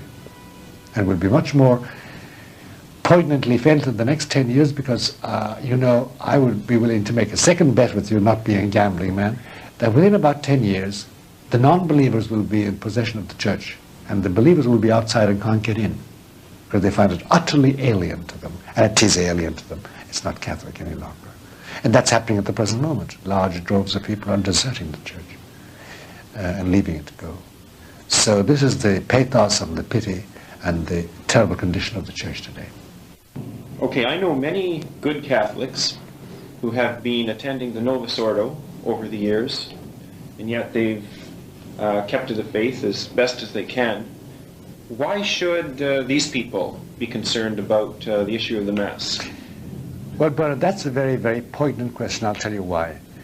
Many people don't know it, but we're only in the second stage of the liturgical reform inaugurated by those who took a hold of the Vatican Council when it was ended, took hold of its documents and twisted them the way they wanted them to go. We're rapidly approaching the third stage. And one's informants about what the third stage is like bring home the horrible lesson that if you think there's a difference between the Novus Ordo and the traditional Mass, wait until you see the third stage. You won't recognize it at all. It's so different. Now, people who will be reared in the last stages of the second stage and then in the final third stage, and those who also support that, should remember one thing. There is no way they will ever know what the central act of worship of the Roman Catholic Church was meant to say, meant to do, meant to signify, unless they know the traditional Mass. And those who are very sincere in favor of the Novus Ordo, who really believe it's okay, in spite of the fact that they've violated what Trent said, and that they're holding something that Trent called anathema, and that they've changed the words of Christ and still think it's valid, in spite of all that, who are sincere about it and still say it's all right because the Pope says to do it, and the parish priest says to do it, and the bishop says to do it, and the ICEL, the International Council of the English Liturgy, says to do it, and all the liturgists in the majority say to do it, they should remember one thing, that the further away you get from the traditional Mass, which dates from the time of the earliest popes, and which embodies all the traditions of the Church about Christ's sacrifice and the central act of redemption, the further you get away from that, the less you will know about that central act of sacrifice. And if the day comes that the words of consecration are further modified, and that no idea of the sacrifice enters the Mass, and that the role of the people is emphasized to completely obscure the function of the priest, even if they don't make priesthood shared by women, which would be a further depredation of the original idea of the Mass, then in that case, they will not know what the Mass means. They will not know that it is a reenactment of the sacrifice of Calvary. They will not know the fact that physicality of Jesus is present in his body and blood, really physically present. At the present moment, it's a symbol. They don't hold transubstantiation. They have transmogrified all that into some sort of new presence of what amounts to holy bread and holy wine. And therefore, if this goes through, then there will be no hope for them ever to know what the Mass was and is supposed to be in its kernel. But the only hope is this, that I don't think Our Lady is going to let the desecration of the Mass go much further than the third stage. I think at that stage, by that time, the Church will be so shot, so much in shambles, that it will be time for her to inaugurate the beginning of a new era. But by that time, Bernard, many souls will be lost. Many idolatrous acts will have been performed, because remember, if you receive bread, ordinary bread, and think it's the body of Christ and adore it, you're committing material idolatry. And the person who made you do that is guilty of formal idolatry, because he's serving Satan. So a lot of things will have happened. But there is a danger that most liturgists you meet at that time, young men and young women, because there are women liturgists now, not doing anything about the Mass in its history, the tradition, what it means, not doing the dogma of the Church, won't know what the Mass is at all. And therefore we will be sliding into something worse than what the Protestants have. Because some of the Protestants have a more liturgically correct form of the Mass, although their Masses are invalid because they're not ordained. They're not priests, and you must be ordained to say Mass properly and consecrate the bread and wine. That's the danger of this third degree. But you must remember, though, Bernard, that what we experience is the hatred of the Mass. The hatred. And the higher you go, sometimes the worse it is. You have Bishop Keith Simons, for instance, of the Diocese of Pensacola, Tallahassee, down in Florida. Keith Simons is a bishop, recently appointed. He refers to priests who say the traditional Mass as, get this, and shiver slightly, as slaughterhouse priests. Because the idea of having blood is so repellent. It's only in a slaughterhouse. It doesn't fit in with our modern society, and that's right. true of the whole old Mass. That's right. Slaughterhouse priests. In other words, the idea of, he's throwing contempt on the idea of Christ's blood. They don't believe Christ's blood is present. You must believe the wine is his blood.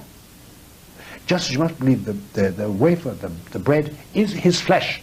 You must believe that against the testimony of your senses. Otherwise you're not Catholic. But that's been diminished down to sacred symbols of the community's togetherness. Well, brother, I have something to tell you. I don't want togetherness with anybody human. I want it together with Christ. And if I'm going to be presented with bread which signifies my togetherness with you and anybody else, oh, come on. I can play football with you, have a boxing match, I can marry your daughter, or whatever. That sort of togetherness. But this sort of togetherness in liturgy, I don't want it at all. I want togetherness with Christ my Savior, because I know in that way I'll be saved. But the corruption has gone very, very high, very high. And only Our Lady and Christ can really cure us now, because it's gone so far that the Novus Ordo is proscribed. The present Pope has done his best with an indult and with Ecclesia Dei, this organization, to make it available. And even there, he made remarks which can't be accepted really as they are. He said that for those who still are attached to the old way, as if, you know, we had an ancient habit we couldn't get rid of, and we better satisfy these people, really, in parentheses, until they die out. This is not going to die out. And it's not an ancient habit we're just attached to, like a bad habit of smoking or drinking. It is a firm belief and knowledge that the dogma of the Church is tied up inextricably with the Mass, which cannot be abrogated or destroyed by any pope, which will last forever. Now let's go on to an issue which is related to that of the Mass, and especially that of the Ecclesia Dei Commission and the Indult, and that is that of Archbishop Lefebvre's apostolate. Now, this was founded, it's interesting that we've been discussing the priesthood and the Mass, because Archbishop Lefebvre's apostolate has been founded basically on the idea of defending the priesthood and the Mass. That's right. That's what the are your center. views on the Archbishop Lefebvre issue? Well, I must tell you, the older I get, every day I bless the Lord for having given us Archbishop Lefebvre. Because no matter what defects or excesses there may be in other way in the Society of Pius X, the society he founded, the institute he founded, there is this one thing. They have ensured that the Church has a small but definite supply of validly ordained priests who say valid masses and hear valid confessions. And that, for me, is a boon from the hand of God. This can't be the work of Satan. Satan doesn't do that. It's cutting off his nose to spite his face. So I thank God for Marcel Lefebvre. And I think that in the providence of God, he was raised up after the Vatican Council just to counteract in a very sharp and abrupt and jolting way the onward corruption of the Church in a central act of worship. So I think that he's a blessing. I think he was sent by God, quite frankly. I think that another benefit that Archbishop Lefebvre has provided is that it puts pressure on the authorities to make concessions to good priests within dioceses. Insofar as they make concessions, it's because of Marcel Lefebvre, and it's because he's there as an alternative. There's also this. As long as people are saying the Mass validly, as long as there are good priests who do so and good confession, then the truth is bound to prevail finally. And I don't know, I can't tell you, because there are too many of them, how many priests have passed through my hands who said the Novus Ordo for quite a while, since it was published, because they were obedient priests, and suddenly came to the conclusion that they better switch and go back to what they used to say, or what they never said. Some of them are young priests that never knew the traditional Mass.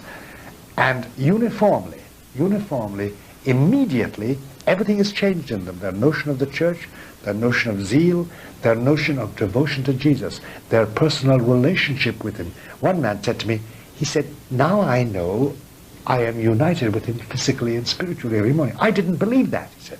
I didn't believe that. So the effect of Marcel Lefebvre is huge. And remember that God writes straight with crooked lines, it's an old Spanish proverb. And I don't think anybody could have shaken up the satanic presence in the Church as much as Marcel Lefebvre. Nobody could have done it by direct opposition and by persevering. And then with God's blessing, because, you know, he's economically viable. They can't liquidate him. He, in numbers, he's growing. So he's independent of them as regards the material things. So they can't put screws on him, as we say in this country. He's independent economically, and in numbers he gets his own, he's building his own seminaries, his own schools, his own convents. So God has given him those blessings. Now it remains to be seen what's going to happen what's going to happen to the institute when he dies, and what God does with it. And I'm quite certain God is going to bless it and direct it in various ways. But by that time there may be a change in the Church. Now let's move on to another subject that played a very large role in your recent book, The Keys of This Blood. And that is the issue of the papacy. Because that whole teaching is also one, in addition to that of the priesthood and the Mass, which the liberals are trying to undermine. Yeah. The idea, you see, the idea of the papacy, the idea of a pope, the idea of a successor to Peter, with Peter's authority, with the final vote on any subject, and endowed with infallibility under certain stringent circumstances. That is when he's teaching dogma or morals for the whole Church, and he's doing it ex officio, ex cathedra, as we say. Let's briefly go over this whole teaching of the Church called infallibility. Yeah. Many Catholics and also many Protestants are confused about this teaching. Sure they are. When does infallibility apply? Only when, first of all, he says so. He must say, I am speaking for the whole Church, number one. I, the Pope, am speaking for the whole Church. I'm speaking about a dogma or a moral issue concerning the whole Church, and I'm imposing it with the authority of Peter. Those four elements must be there. If he does that, it's obligatory to accept it. If you want to be Catholic, that's infallibility. If he omits any of those, if he makes a particular judgment for a particular country, he makes a prudential judgment about a war, he condemns a bishop or a priest, normally there's a thing called normal infallibility. His will must be respected. He's supposed to have the blessing of God, but he can make a mistake. And of course, if he predicts the weather tomorrow, there's no need to listen to him. It's nothing to do with that. It has to do always with the basic dogma of morals that concerns the whole Church. It's not, for instance, the question of polygamy in Africa. That doesn't apply to us in the States or apply to a lot of the Church. It must be a universal thing. And it must be, he must state that I now ex cathedra speak that way with the authority of Peter. That cannot be resisted by anybody. That's the essence of the papacy as a spiritual authority.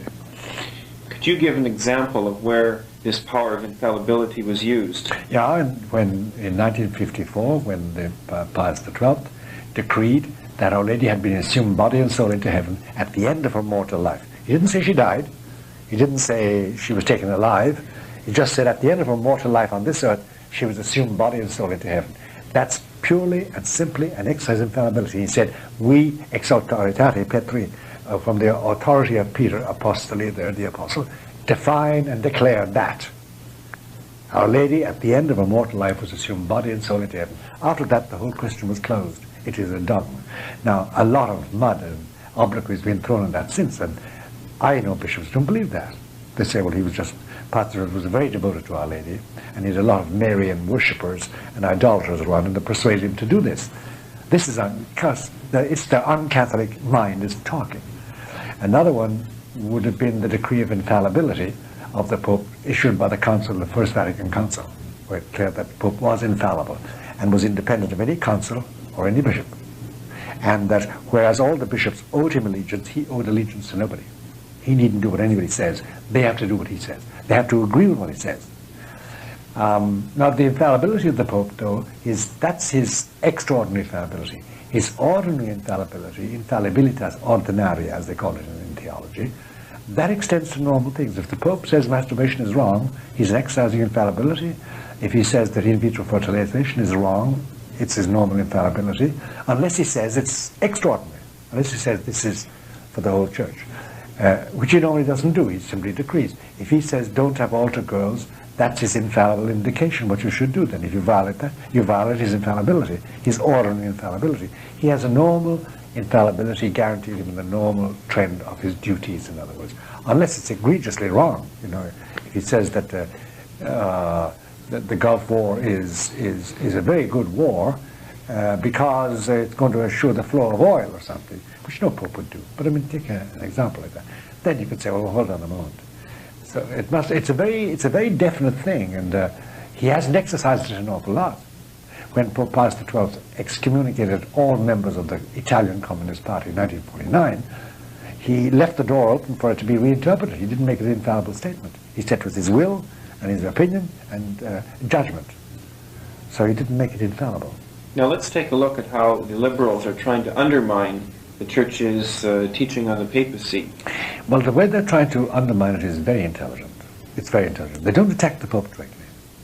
Nobody attacks the Pope. In fact, they send him money every year from Peter's pence, and they go over and pay their visits as bishops there. They go over their ad limina visit. Every 5 years, every bishop must go and see the Pope and get a blessing and tell him how his diocese is going. That's all right. They do all that. And when they meet him, they kiss his ring, and they give him obeisance, and he is, after all, the head of a very venerable institution. But whenever he gives an order, they violate it. Or if they want to do something, they ask him, may they do it? He forbids it. They go ahead and do it. At the end of 3 years, they say, Holy Father, this is the custom, we've got to permit it. And the Holy Father generally says, okay, go ahead and do it, because he can't change them. That's number one. Number two, they hope, when this Pope dies, to elect a liberal Pope who will opt out. You see, their whole pressure with John Paul II is to make sure he never issues an infallible statement. Look, let me tell you the tactic there. It's very intelligent. Once upon a time when I was young, perhaps you remember, they carried the Pope around in a portable chair, the sedia gestatoria, and he was flanked by two huge fans made of ostrich feathers with marvelous silver embossed. At the present moment, that sedia gestatoria and the two ostrich feathers, you know where they are, the fans? In the cellars, in the museum. They're now relics. And they'll point to them and say, well, we used to do this once upon a time. You know, it's one of these old habits the church had and has dropped it since. They want to make papal authority the same thing. And what they do is, what they did with the sedia gestatoria, how do you make a thing a relic? You don't use it.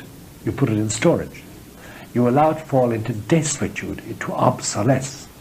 And they are making sure the Pope never makes a statement which is observed, so that he's not exercising papal authority, so that it falls into desuetude and obsolescence. And people remember the days the Pope used to speak out authoritatively. He doesn't do it any longer. Therefore, we're not going to do it anymore, because it was an old habit which we now know doesn't agree with the modern world. That's the present idea. Put the pressure on him never to issue a statement that they must obey. And if he issues a statement, disobey it. And then say, well, we've done this, and this is the habit locally, and we're going to go on doing it. And generally the Pope would say, go ahead. And can you have authentic Catholicism without the traditional teaching on the papacy? No, you can't. I'll tell you why you can't have a traditional Catholicism. Why? The church, the visible church is as dead as a doornail without the Pope. Once you get rid of the Pope, the papal position, you destroy the office of Peter. And only to Peter did Christ say, you are Peter. Upon this rock, I will build my church, and I will give you the power of the keys of the kingdom of heaven, Peter. And what sins you loose on earth, they're loosed in heaven. What sins you tie on earth, they're tied in heaven. And then when he was speaking with him, the last conversation he had with Peter on the shores of Lake Galilee, he said to Peter, feed my lambs and feed my sheep, Peter. He said it 3 times to him. He gave him this commission. And the history of Peter, as we know it, and we know an awful lot about it, from then on was that he always made the final decision. Sometimes they had to push him. Paul had to push him for the baptism of Gentiles, but he pushed him. But Peter had to make that decision. And similarly to all the churches always consulted the Pope, Roman Pope, because finally that was the man who had the tradition. He knew what Christ wanted. They would have their squabbles and fight amongst each other, resist the Pope at certain points. Then they'd say, well, what should we believe? And he'd say, this. And then the famous phrase was, Roma locuta est, Rome is spoken, causa finita est, that the whole discussion is over. Now, if we get rid of that, then we're into an incorporated organization, much like the Anglican Church, where there's a head, but he's an honorary head, and he's a decent fella, and he doesn't exercise any authority over anybody. He is a sign of cohesion, like the Queen of England, who reigns but doesn't govern. And above all, he hasn't got the gift of infallibility, because he's not the Pope. He's not Peter. There must be Peter. And wherever Peter is, ubi Petrus est, ibi ecclesia, is the old saying. Wherever Peter is, there's the church. That's the difficulty with all those who insist that they're Catholics and don't obey the Pope, have left the church as apostates. They're not in the church any longer. They've apostatized. They don't belong to Peter any longer. And therefore, if they die, they will go to hell with that sin on their soul. The pressure on John Paul II is going to be very heavy because, as you know, he's approaching his 75th year. John Paul II is a bishop. He's Bishop of Rome. And the pressure on him now is to resign because he's tired. It's a new world. And he's done his great work, Holy Father, but now yield the reins to a younger man. And they hope to get him to resign because at the present moment, if you look at those who would elect the Pope in the next conclave, most of them would elect a liberal Pope who would not want to be Pope, who would consent to obsolescence and be chairman of the board. A position to which Paul VI came very near, by the way, just being chairman of the board and having the bishops do what they like, while he did nothing but wring his hands. That is the danger. And by the way, a fearsome thing for Catholics is the following, that according to some revelations made to private people, but in general authenticated by the Church, one of the horrors coming at us is a situation where we have no pope. Now remember, the church was without a pope for quite a number of years in the Great Schism. And there were 3 claimants to pope, but nobody knew what the proper pope was. There was one pope turned 2 claimants. They were called 3 claimants. And finally they had to call a council of the church and dismiss all 3 and elect a 4th man, which they did in 1417. But during that time the church flourished. There were saints on both sides, but there was no visibly authenticated papal claimant. So, you know, if we are to go through that, if that's what Satan's plan is, and if that's what God is going to permit, we have to go through it. But we will always have enough light to know what not to do, and to wait until we get light. That's the difficulty. Now, I think a difficulty that actually has occurred is that in some cases we don't have a pope in the sense that the pope can govern. We haven't. Not at the present moment, we haven't got a pope who governs. He doesn't govern.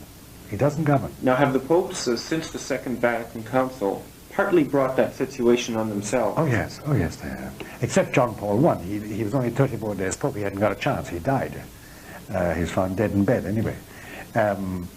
No, Paul VI brought it on himself.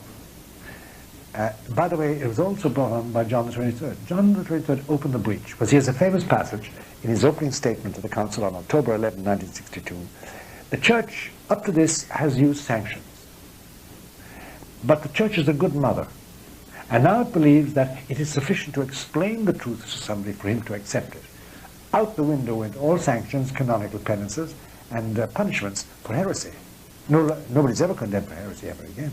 Ever. They will say, well, he's not Catholic, he can't be teaching Catholic theology, but nobody would ever point out that Hans Kung, Richard McBride, Charlie Curran are heretics. The Church doesn't do that any longer. And John the 23rd started that. Paul VI prolonged it. And Paul VI prolonged it further by his laissez-faire attitude to the abuses of the Church.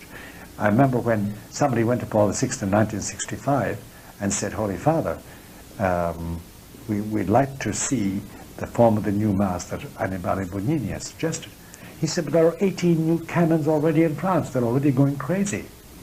And all he had to do was give a strict order that they were all out of the Church. He didn't. He let it go on. He let it go on and on and on. And John Paul II, when he came in, found the Church was in shambles. And it was out of his control completely. Even if he were to forbid it, they'd do it. That's what they do today. He forbade altar girls, they did it, and said, Holy Father, it's our habit. He forbade communion in the hand. They went on and did it, and then said, Holy Father, it's the custom. So he let them go with it. Now, supposing they turn on ordained women, or they have married priests. He knows we have married priests in this country operating in, say, the Diocese of Seattle under Archbishop Hunthausen. He hasn't done anything about it. So is this the way it's going to go? John Paul II is doing that for one reason and one reason only. He wants to hold on until Our Lady comes. He has said he can't reform the Church. Nobody can. The Church is irreformable until she comes and cleans it up. Now, one can talk about that. One can critique him for that. But at least it's an attitude. He's not simply laissez-faire because he doesn't care. He cares.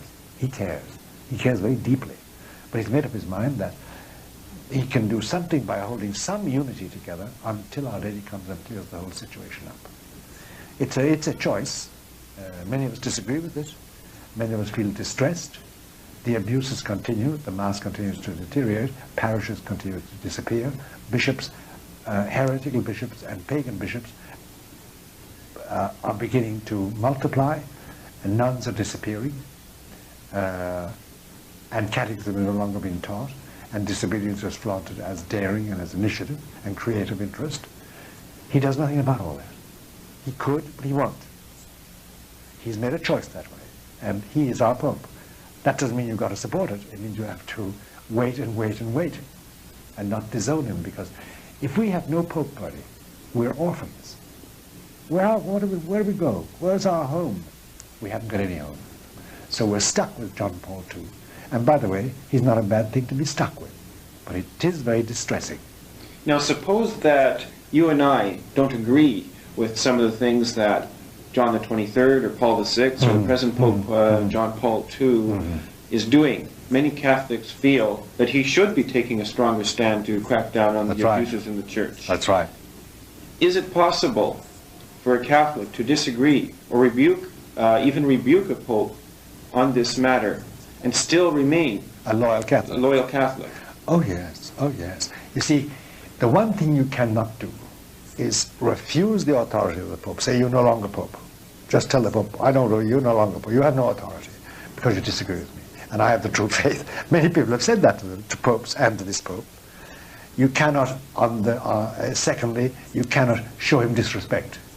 If you disagree with him and you critique him, you can't call him names. You can't disembowel him, as it were, with words. You can't cover him with obloquy. You must have respect. He is Pope. And he may be like Peter making a mistake. Peter made an awful mistake, and Paul resisted him to his face. So much so that Peter, in a later letter, you know, he wrote about Paul? He said there are many hard things in Paul. He had come up against Paul, but Paul always acknowledged his primacy. He went to see Peter on big questions, and he needed Peter's approval and blessing. But that didn't mean he had to agree with Peter's mistakes. And Peter makes mistakes outside the scope of infallibility. So you can do that. There's a danger, of course, you know, familiarity breeds contempt. And if you get into the habit of saying the Pope has done a wrong thing, very fast you hear people saying he's done a stupid thing. And then from that goes that he's stupid. And of course then it gets irreverent. And you can't say that because, you know, there's an old saying in the Catholic Church, who strikes the Pope will die. And you can't attack the Pope, even if he's wrong in a prudential judgment, and excoriate him and vilify him, because he is the Lord's anointed. You don't touch him. You pray about it. If he has to be corrected, you do it as best you can, and we've all tried it. We've all gone to him with various corrections. Some of them he's accepted, some of them he hasn't. But that doesn't mean that you say, well, if you don't agree with me, Holy Father, I'm going to leave this church. Yeah, come on. You don't do that. That's stupid, and it's anti-Catholic. So you can critique the Pope, and you can write about it. You can talk about it. You can state quite openly you think he's wrong in this judgment. You can argue with his men, argue with him if you can get to him. And that doesn't make you a less good Catholic. In fact, it may mean that you're a very loyal Catholic, that you're not afraid of currying favor, that you don't want to be known as an apple polisher, that you're very sincere. But there's a limit. The limit imposed by reverence and respect. And then the limits finally, you know, if the Pope says, I want everybody to do this, and I'm doing it for a good or holy reason, unless there's a grave reason against it, you shouldn't do it. Unless there's a grave reason. Just because the Pope says it. Just like if your mother said, I want you to all have your knife in the left hand and your fork in the right hand at my table. She's your mother. Even though it may be a crazy order, or for some reason you can't understand, you still will obey her, because you owe her that reverence and respect. Now, let us remember one thing about all this, that between the Pope and God, there is nobody else. He is directly confronted with Christ. You and I always have a superior. He has the abyss of divinity in front of him. He's directly responsible. He has no superior he can go to or consult. He's the final word. He is it. Now, whatever we disagree with him in, whatever we object to in him, remember that always keep your eye on Christ. Thank you, Father, for participating in these interviews. Thank you for the honor, Bernard, and see you soon again. I am to introduce our speaker tonight, Father Malachi Martin, who will speak on the topic of global conflict of life and anti-life forces. So a little bit of background on our Father Malachi Martin. He's an eminent theologian, scripture scholar, expert on the Catholic Church, former Jesuit, and professor at the Vatican's Pontifical Institute. He is the author of many bestsellers, such as The Jesuits, the Vatican, The Final Conclave, and Hostage to the Devil. He has been described as a Promethean talent, a weaver of spells with words, and the most fascinating writer in the religious field today. His most recent book, The Keys of This Blood, has been publicized as a book of stunning geopolitical revelations. a compelling array of daring blueprints for global power. And one of them is the portrait of our near future as individuals and citizens of the nations. On a more personal note, I might add that there's this difference between Father Malachi Martin and Father Marks. Father Marks did never forget to bring 300 copies of his book.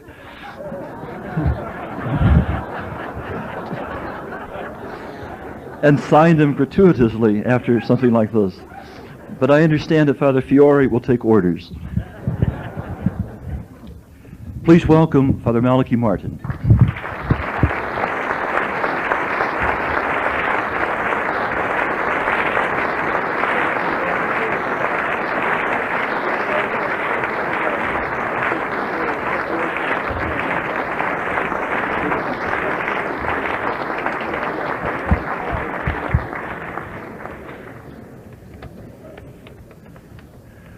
Personally, I've always thought that when it comes to talking and discussing human affairs, such as marriage, divorce, contraception, abortion, sure, we priests should put in our 2 cents worth as pastors, but the 98 cents in the dollar of understanding should be contributed by women. After all, they know more about it than any man will ever know. That evokes a response, Father Marks. Now, while I think that, I do think, I say that, I make that remark about women versus men because of my early experiences. I was back in my native village in Ireland, Ballylongford, 2 years ago, and there was a death there, and there was a requiem mass celebrated by the parish priest, the Archdeacon Michael Culhane. He always pronounced it Culhane to give it a distinctive Italian touch. And he spoke with an Oxford accent because he'd taken his letters out in Oxford. But anyway, the death was of a very notable local called Thaddeus Maloney, otherwise known as Tady Maloney, the pig bar. And he had been married for 57 years. This is a very illustrative story, and does illustrate the point of my whole talk. He had been 57 years married to Katie, and it was a long history of beatings and drunkenness, and she gave him 17 boys, children, and she earned her own living. She cooked for my daddy, who was the doctor and the local gynecologist. Anyway, he was found dead in a ditch. He had drowned himself coming home from a batter over the weekend, and the Archdeacon was celebrating a requiem mass the day I arrived, so I went to the mass and sat beside Katie, and the Archdeacon rolled on about the undisputed glories of connubial bliss and the private paradise of sponsal partners. And when we came out later, I turned to Katie and I said, Katie, now what did you think of the Archdeacon's talk? Well, she said, oh, Father Malachi, you know, he's a great priest, no doubt about it, he's a great man, but I wish to God I knew as little about marriage as the Archdeacon does. Which about sums it up. Sometimes it does apply. Now look here, most people here know much more than I will ever know about the struggle against this great death wish with this demonic energy that has seized the nations, because, my friends, it has seized the nations as a community. And therefore anything I say is said because it's second-hand. I have not been active as a human lifer. I wish I had been, but my superiors and God has given me other work to do. I've done my best. And therefore I feel a little childish in talking to you about it, except to comment on the whole situation and your labors and the almost impossible task we're facing, as Dr. Ernst pointed out in his expose, what we're up against. I have found, and my training has always taught me, that when you are facing an enemy, you examine the terrain very carefully and you assess the forces against you. You reckon up what you can do and what you can't do, what you may do and what you may not do. And in the light of that, of exact intelligence of what you're facing, you draw up your plans, because otherwise you waste time and energy. Now I do think that the basis of our view of this is, I'm sure you've all read that passage in the book of Deuteronomy where God says, look, this day there are two courses open to you, and I'm telling you which one to follow. On the one hand, you can choose life and goodness. On the other hand, you can choose death and evil. And then the text goes on to say, if you choose life, your bodies will be fruitful. If you choose death, then you will perish. And he ends up in the Bible saying, and therefore if you do not choose to obey me, and therefore do not choose life, I denounce you as of this day. This is the word of God. You shall certainly perish, and your days on this earth will not be prolonged. And I will call heaven and earth to witness against you, that indeed I did give you a choice of life over death, but that you did indeed refuse to obey me, choosing death over life. Now those are terrifying words, with which God, speaking from the vantage point of his eternity, describes in blunt terms our blood-stained guilt as a community of nations. Because in fact, systemically, and you all probably know that or have suspected it or guessed it, systemically our society of nations has opted for anti-life, for death, as an explicit principle of its socio-political organization and of what we call now progress. And God declares with almost brutal frankness why our present human community as it is, gathering together for a one world government for the new world order, is not only totally irreconcilable with his goodness and his holiness, but is professionally abominable to him and therefore totally rejected by him, cannot have his blessing or his luck, and cannot last in its present course. Now, they're terrifying words by our Father in heaven about our blood-stained guilt as a race, because we share it. Remember, there's a peculiar law of God. I mean, Adam and Eve sinned in the garden. I have a contention with Adam when I meet him. I didn't do anything. None of us did. And yet God has decreed we shared his death and his guilt. And we do share the blood-stained guilt of our contemporary community of nations, and when they are punished, we will be punished too. These are not the words of some baleful Odin, a Norse god, or of some frightful voodoo demon. These are the words of the Father in heaven, who creates little babies nestling in the womb of their mother, and who paints the skies and the earth and the sea with hues no artist has ever reproduced, has ever invented, and the one who sent his only Son to be conceived, born, to live and to die and to rise the third day, so that we might die, so we might also die and be resurrected with him. On the lips of such a Father, these words are terrifying. And I said deliberately blood-stained guilt, because overall and everywhere, throughout our community of nations today, numbering roughly about 5 billion, and chiefly by legalized abortion, but also by contraception, by euthanasia, by condoned infanticide, by deliberately fomented civil wars, by endemic hunger, by the floods of refugees, never before in the history of man, and in such a short span of time, has the life's blood of so many been shed so violently, so mercilessly wasted as in our day. We specialize in the death of masses as a community of nations today, and we belong to that community whether we like it or not. So anti-life, surely, that's us. We are anti-life. And blood-stained guilt, surely. Every 24 hours we widen that dark red pool of human blood. We do. We do. And lastly, I said deliberately our present society of nations, and it's on that I wish to concentrate with you tonight and reflect upon it. Because, my friends, we belong to them. And the punishments that God will send on that community of nations will hit us. Remember Jesus, when he was walking to Calvary, dripping blood, and the women of Jerusalem wept, and he said to them, look, don't weep for me. Weep for yourselves and your children. And then he added a funny phrase, but people don't comment upon. He said, if they do this in the green wood, what do you think they're going to do in the dry wood?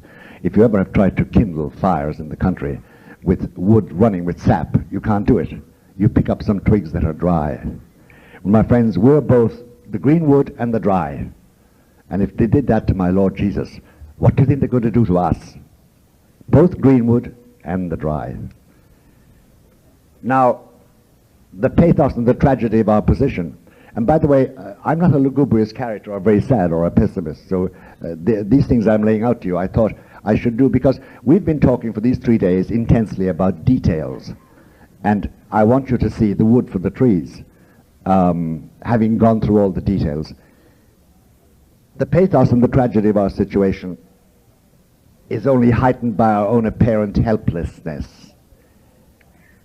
And that becomes more saddening and frustrating when we realize that literally millions, possibly billions of human beings, I sound like Carl Sagan, billions and billions, but possibly billions of human beings at the present moment love life, are pro-life. But all of us are caught. We're in a systemic community of nations which is anti-life, which has elected to be pro-death as a system. And we cannot get out of it. So we are caught up in the demonic energy of the great death wish. That is precisely the terrain on which we are working. And this includes our beloved America, unfortunately, where in the short space of, 18 years, 25 million have been done to cruel death by men and women, self-righteously and blandly claiming to belong to the order of healers, but who ruthlessly and cheerfully and efficiently spend their time tearing little human limbs, cracking crania like walnuts on Thanksgiving night, scavenging the remains for commodification. What a horrible thought. Commercial commodification of babies' bodies, and for export-import. And all this sophisticated skullduggery is sanctioned and condoned by two main blocks of people. First of all, our legislators, with the representatives of the people, who most unconscionably and for the sake of their own advancement have literally abused and prostituted the power that God the Father gave them. You would have no power over me, Jesus said to Pilate, this amoral coward, unless it were given to you from above. And then Jesus immediately added the second block of people involved in condoning and sanctioning. And he said, you would have no power unless it were given to you from above. Therefore, those who delivered you into into your power, have the greater sin. And these, we know them, my friends, we know them all. Uncomfortably, embarrassingly, bewilderingly, we know them all.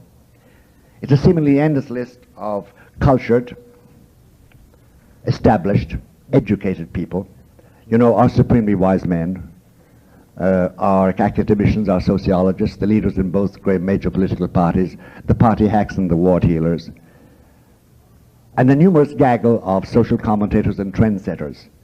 By the way, respectable and respected people, trusted people, people who are in good standing in the community, well paid, well fed, well housed, well dressed people. All those who have made the slaughter of the innocents an integral element of our American life, of the politically correct and socially acceptable American person, the PCASAP, politically correct and socially acceptable person. Just remember to add to that list, by the way, you know the usual list of the politically correct and socially acceptable American person, you know, racial quotas, reverse discrimination, live-in buddies, same-sex parents, homosexual marriages, fetal experimentation. Add to that now abortion as an integral element to American life, as integral as the Bill of Rights in the minds of those who are pro-abortion. And let's be sure, in passing, by the way, amongst ourselves at least, to include in that establishment list the eminent and sometimes reverend mugwumps, with their sitting on the fence of opportunity with their mug, their rumps on one side facing their oath of office, to implement the solemn dogmatic doctrine of the church, and their faces peering anxiously on the other side, while they temporize with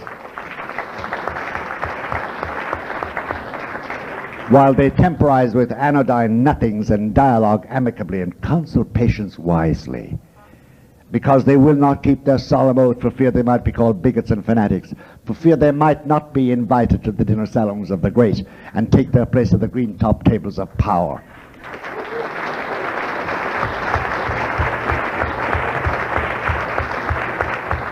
My friends, how they yearn to be politically acceptable and socially correct. How they yearn. God bless them.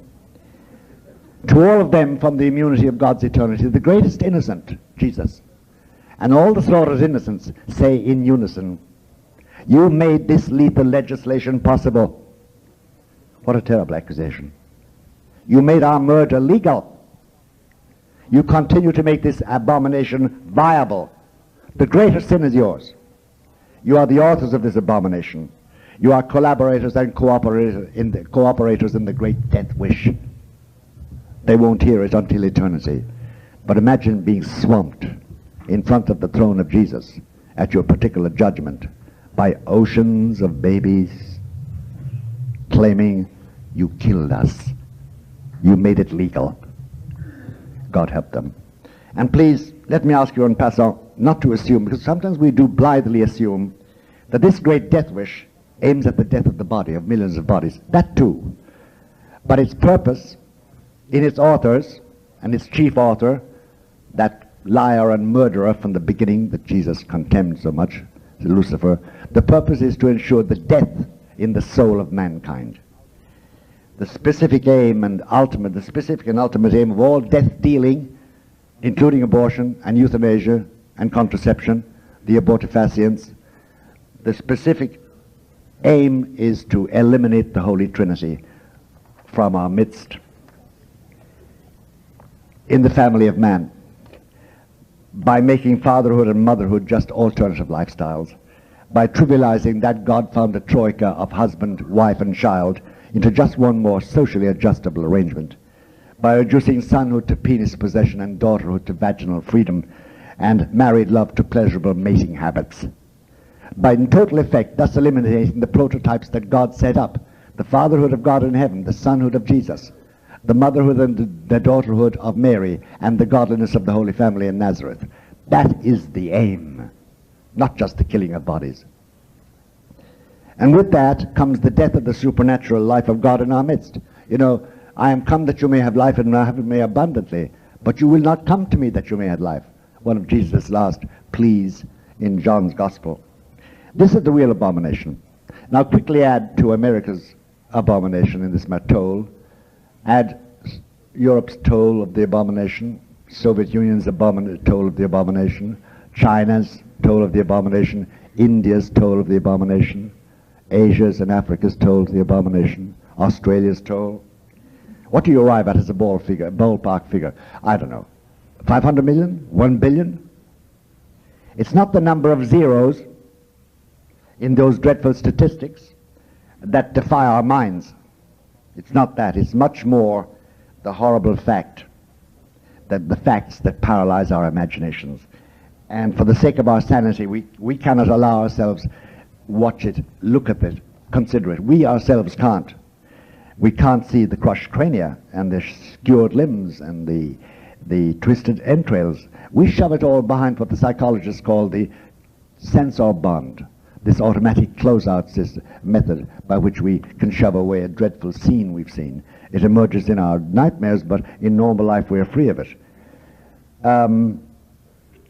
In the context of our present rational discourse, though, we can look away from it. We can also neglect the insouciance of the establishment. And when you consider these statistics, you are sure of one thing, my friends, that this is systemic. It's not by accident. It's within the system by which we live, by which governments make decisions, both local and national and international. You're dealing with something which is not a passing whim, an irregularity in nature, an accident that's going to be corrected over time. You're dealing with something now within the system of our government. It is systemic.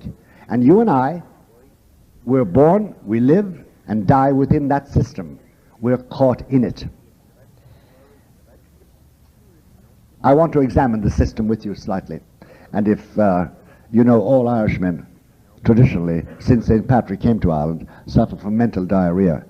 So when it gets too much, I know Father Marx will look at me with that marvelous friendship look he has.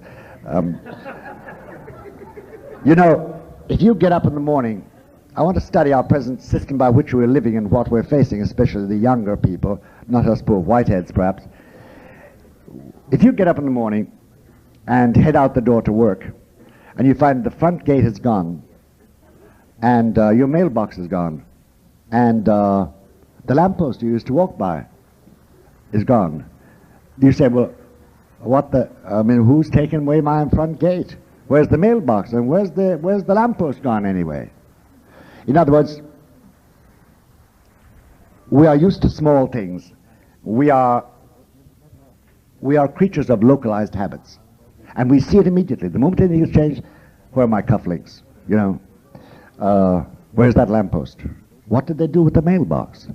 But the other characteristic of our character is that the other characteristic of our mode of living is that any vast change, any all-embracing change, not immediately affecting our localized habits, our home locale, our community, our job, our friends, our city, our state, our government even, any such sea change, we don't notice it until it becomes an accomplished fact.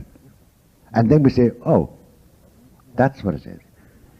We don't notice it because it doesn't affect us and affect our localized habits. And with very few exceptions, we are creatures of localized habits. Now, the most jolting element about a sea change is that you're helpless when it comes. It's a fait accompli. It's done, and you have to live with it. Towards the final stamping of that new change, bit by bit, piece by piece, element by element, you begin to have a queasy feeling that there's something happening you don't know. You know there's something big affecting everybody, affecting us all. It's a vast, encompassing change. And then everybody says, well, this is the way it is now. This is going to be the way it's going to be. And then you're faced with that fait accompli. Sometimes it's not too jolting because you like what's happening. Sometimes you do like it. The most egregious example of sea change is the one that has affected my Roman Catholic Church. Now a community of 900 million souls nominally. In 25 years, it has been shattered. It was a pyramidal structure with the papal power at the apex, and everything ranged hierarchically between that down to the smallest little parish, the smallest little person, with a flow of obedience, authority, and moral enlightenment and dogmatic statement coming from the top down, and with obedience and zeal coming from the base up. That has gone. We are now shattered in pieces. The unity is gone. But did you notice it when it was happening in 25 years? No. No, it just happened, and here we are. And it is a sea change. It's the most astounding sea change we have. And we still don't fully understand it.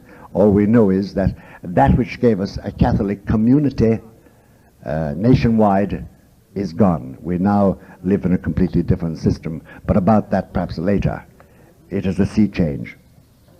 Now, if you understand, if you can appraise the change, the sea change that has affected this marvelous structure, I'm talking about the structure of the Roman Catholic Church, not the mystical body, not the spiritual entity of it. If you can appraise the sea change of that's taken place in our lifetime, we didn't notice it until it became a fact. And now every day we have examples of it, distressing examples, disunity. If you appraise that properly, then you can appraise the sea change that's taking place in our world. This sea change is societal. We unfortunately are the victims as well as the beneficiaries, but in this case the victims of our media. And the media are there to entertain, not to inform, in spite of all protests on part of the media. Because the entertainment is the idea. Even the media people themselves will say, well, we're preparing a story for you tonight on the 11 o'clock news. It's a story. And we really haven't got what we really call a free press. It's always reflecting some point of view. Objectivity would be like a telegram or a computer readout. We don't get that in our newspapers or in our television. Now, the big change we have undergone without knowing it, and it is a fait accompli, my friends, is that, well, let's start with the machine or the mechanism or the deus ex machina, which brought the change to our consciousness.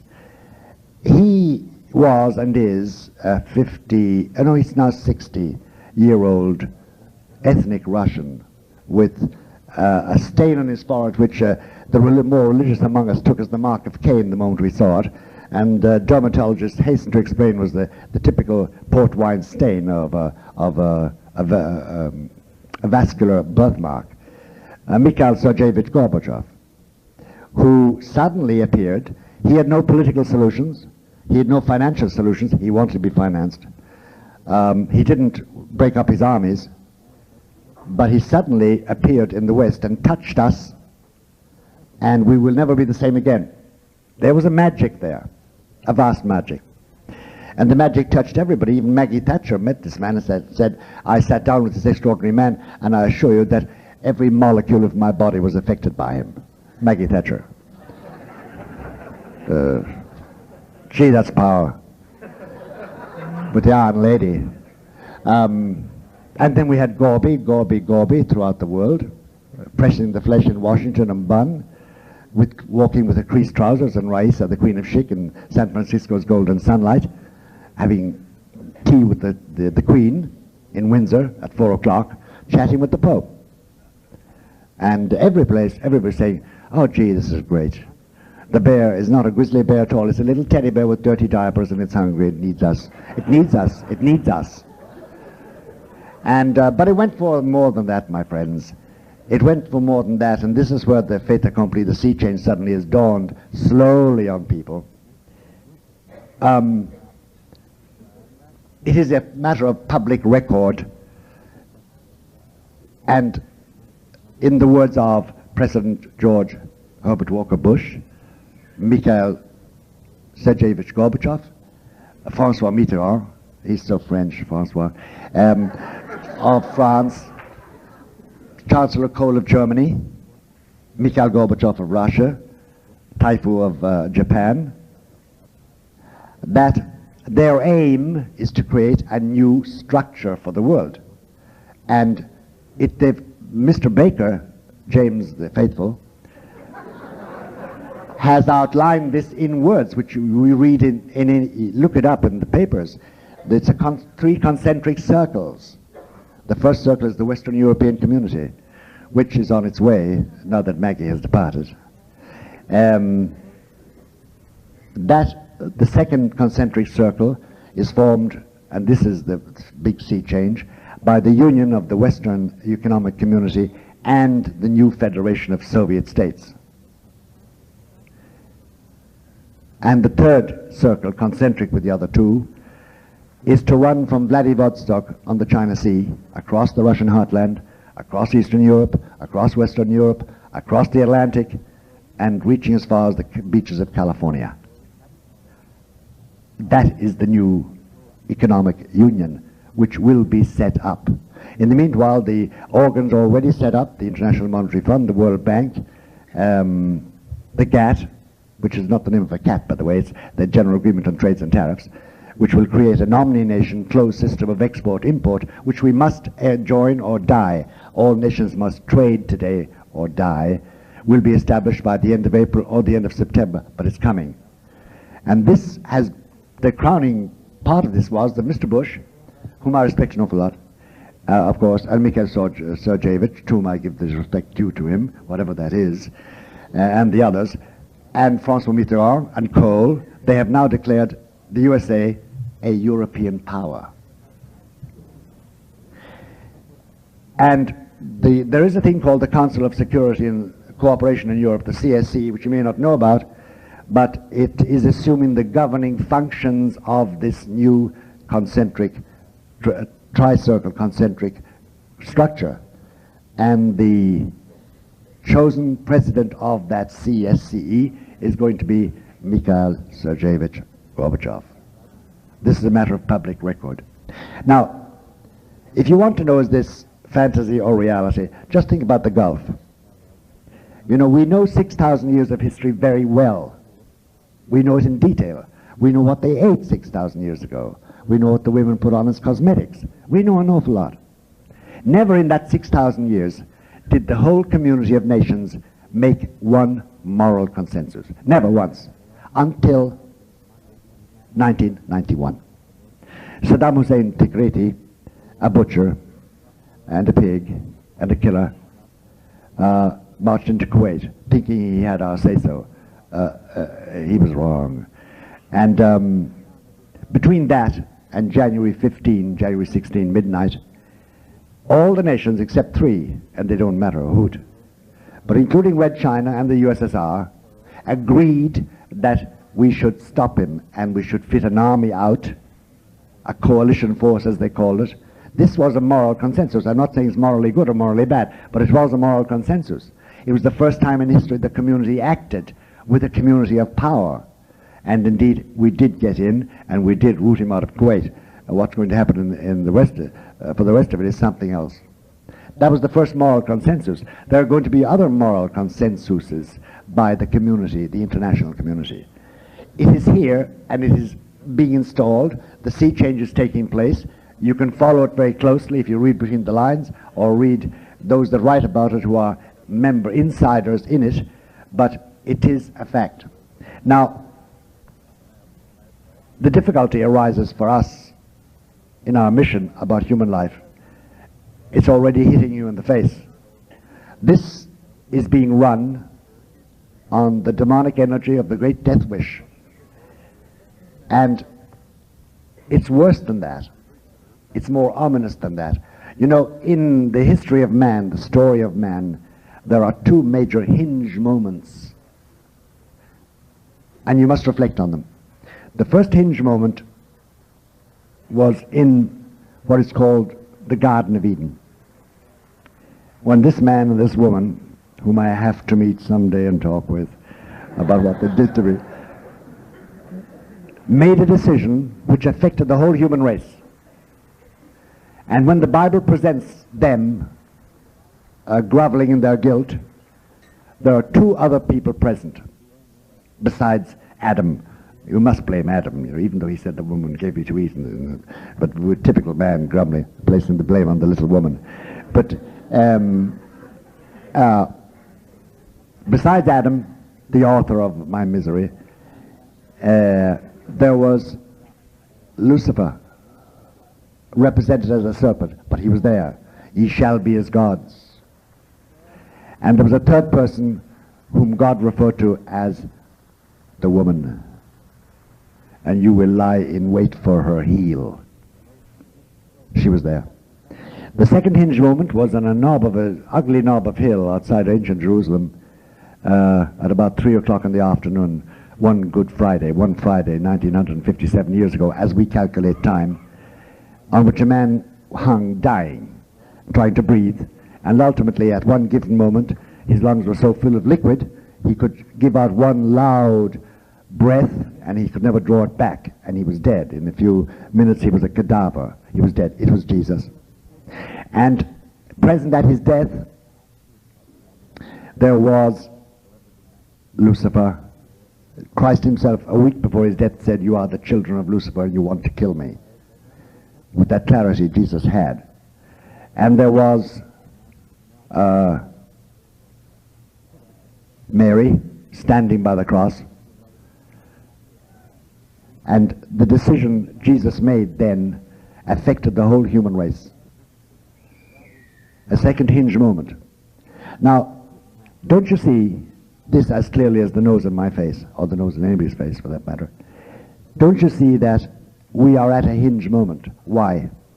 Because once the nations have agreed that they will use the pro-death, anti-life method of governing, because they have to in their reckoning, that they are making a decision which affects the whole race of man. And without talking out of court, I wish we could publish the documents we already possess on the codified plans for dealing with African populations, dealing with Eastern European populations, dealing with China's population. These are not haphazard things. They are planned very carefully, backed by billions. But don't you see that this attitude is again man deciding about the fate of the human race? And if it's a hinge moment, truly a hinge moment, you're going to have that gentleman we always refer to in Ireland as Old Nick, or the old bastard, quite respectfully, by the way. We have great respect for the old bastard in Ireland. And there's Mary. It's a hinge moment, because they're deciding the fate of the human race. And once we get onto that plane, once we start dealing with the whole human race, we're dealing with the family of man.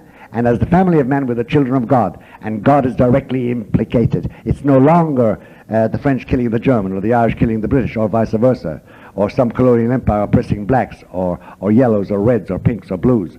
No. This is a case where men have made a decision that affects the very family of man, and God is implicated immediately, and so is Jesus, and so is Lucifer, and so is Mary. That's where you are, and that's what you're up against. And you're not fighting merely Planned Parenthood. No, you're fighting that liar and that murderer from the beginning, whom Jesus contemned so much. Because Lucifer aimed at taking away from my Lord Jesus the souls he died to save. Now, if that is so, then we have to find out, you have to examine carefully in your own mind why they're doing this. I mean, after all, you meet them and they're very well dressed, and the women are educated, and as I said, they're established, respected people. They're gentle with their dogs and their daughters and sons. You know, and they play golf, and they're respectable people in the community. They wouldn't hurt a fly, and they cringe at the idea of beating a child or a woman or a dog or anything like that. Especially a dog. You don't matter. Dog. And they have great mercy for the snail darter, you know, the snail darter. And there's a thing then called the blue-eyed falcon we've discovered in the Persian Gulf. Floods of tears have already come of the blue-eyed falcon. The darn thing is vicious. It bites your hand. One of the reporters got blood poisoning from it, but nevertheless it deserves great. You know, Saddam Hussein should not have dripped oil on that poor bird. He must be a bad man. Pardon the sardonic tone, but you know. Now, what is happening to the world? What is happening? Well, I'll tell you, my friends, it's very simple. You should realize this, and probably some of you know it better than I do. Every day there's a movement of capital, a flow of capital and capital investment and capital goods throughout the world. It's trade. Without trade, we'll die, or we kill each other. Who does that? What's behind it? What's the vehicle? The vehicle is the international markets. Tokyo, Singapore, Paris, New York, Rome, and the others. And on those markets, there are gentlemen, some women, but it's rather a male club, who play with a minimum of $40 to $60 billion a day on that market, on those markets. They decide if a government lives or dies. They decide on the flow of capital and investment and the creation of goods and their sales. They decide endemic hunger, they decide plenty, they decide recession, they decide depression, they decide prosperity. But it was all right until the end of the Second World War. Then the money men who wield financial hegemony, because this is the real hegemony, found out that they had to move from individual capitalism to the managerial system. So they did. But that didn't quite work. So they moved to then the multinational capitalism, and that rapidly transformed itself to transnational capitalism. It still didn't work. Why didn't it work? Well, you know, money. Money is a funny thing, and including funny money. And money, they found, wasn't making it. You see, the thing about money, it's extraordinary. Its fruitfulness is funny. There's no such thing as static money, by the way. It either multiplies and increases, or it decreases and disappears. Even with our little few shillings or dollars, you know that well. It must progress. It must have fruitfulness. They found it wasn't having that fruitfulness no matter what they did. And they found that before, when we went to war, because we want to make the other guy die first before he did it to us, we still ended up with the same difficulties. And because now we have international trade of a very intense kind, and every nation must trade, and there is a new developmental stage in human society, something else had to be done. The situation had to change. The answer is the human community, the creation of a one world government. Because it's very simple. We create the new omni-nation multi-trading party system. It must be supervised. Supervision means rules, governmental rules. It means that, therefore, there's a government over it all, which has already been blueprinted and drawn up, and we know the members of it. It won't be American, it won't be European, it will be transnational. And they hope to create a system of government. But in that, for that mentality, for this new community, there are two big blocks, and they both are being dealt with. The difficulty with the new system is this: they will have to deal with people's education. And this was achieved by George Shultz with the 1985 all-purpose agreement between the USA and the USSR. You should read it. It's cultural agreement, which implies that by a certain year, all high schoolers in Russia and here in China will be learning the same curricula in different languages. And a complete cultural exchange, because we seek homogeneity. But there are two great blocks to homogeneity in this community of nations. One is the Roman Catholic Church, at least it was. It has been liquidated as regards any effective blockage of this, unfortunately. It has been infiltrated and the life sapped out of it. The second one was Islam. Islam, the arc of Islam runs from Algiers over to Indonesia, almost 1 billion people. Among them is rampant fundamental Muslimism. That has to be changed because they will not fit in, they're uncompromising. How best to do that than to have an arrangement whereby over 750,000 infidels, that's you and me by the way, are in their land, and as they say, onward Christian soldiers. Which did happen with the Gulf War, and we are now irredeemably and inexorably within the Middle East. And I suppose, I'm only speculating here, our chief ally there will cease to be Israel and will be Saudi Arabia. Not necessarily with the House of Saud, and not necessarily with the House of El Sabah, who were short-lived, but with those countries. Because Islam must be effective. Without Islam, we cannot build this community. And therefore it must be permeated and changed. And the idea of the irredentist Islam, which keeps all infidels out of its land, its sacred land, that must be got rid of. Now, I said that we are linked inexorably with the USSR in this. Not so much with China for the present moment, it's in a developmental stage, but it's coming around. It's coming around, according to the calculations of the wise men. The wise men of the West and the Leninists are working on this. This is their aim. It's the only way their money can be fruitful. It's the only way they can avoid a war. Even though Mr. Gorbachev has his SS-25s and SS-26s still directed at the United States and at Europe. But that's merely a matter of habit with the Russians. To continue this presentation, please stop the tape at this point and turn the cassette over for the proper cueing of side 2.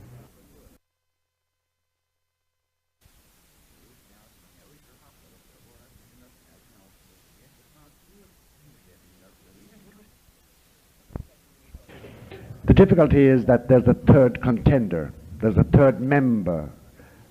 The USA and the USSR are the contenders for hegemony, peaceful hegemony. As Mr. Gorbachev said in Helsinki, we are now peaceful competitors in the rush for global power in our community of nations. Mr. Gorbachev. Gorby. There is a third contender, and he's a lonely contender. He has no bombs, no armies, no planes. He has a certain portfolio. It's worth about $150 billion, I suppose. It's the Pope, Pope John Paul II. He's a Pole. He's 72 years old. He sits at the tiller of the bark of Peter, scanning the skies and watching the seas, and knowing that he can do nothing about it at all. He's a Pope at bay in his own house. He hasn't got the support of his Catholics. What does he rely upon? Well, he is relying upon, and he always points to the sky, on the advent of Our Lady, the Virgin, to come and change everything. And he predicts that it cannot go through. The plans for the new world community will collapse. But he predicts, as he always has, and insists, that the resolution of this, And therefore the resolution of the main enemy we face as pro-lifers will be done before the millennium, before the year 2000. My friends, it isn't very far away. Thank God I'm 70. You know, it's selfish, but, you know, it's a thought. Pray for my soul.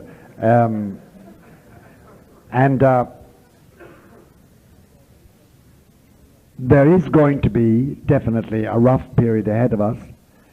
And in that, if we know that we're facing a systemic arrangement, that it's not simply separate groups, that there is a plan.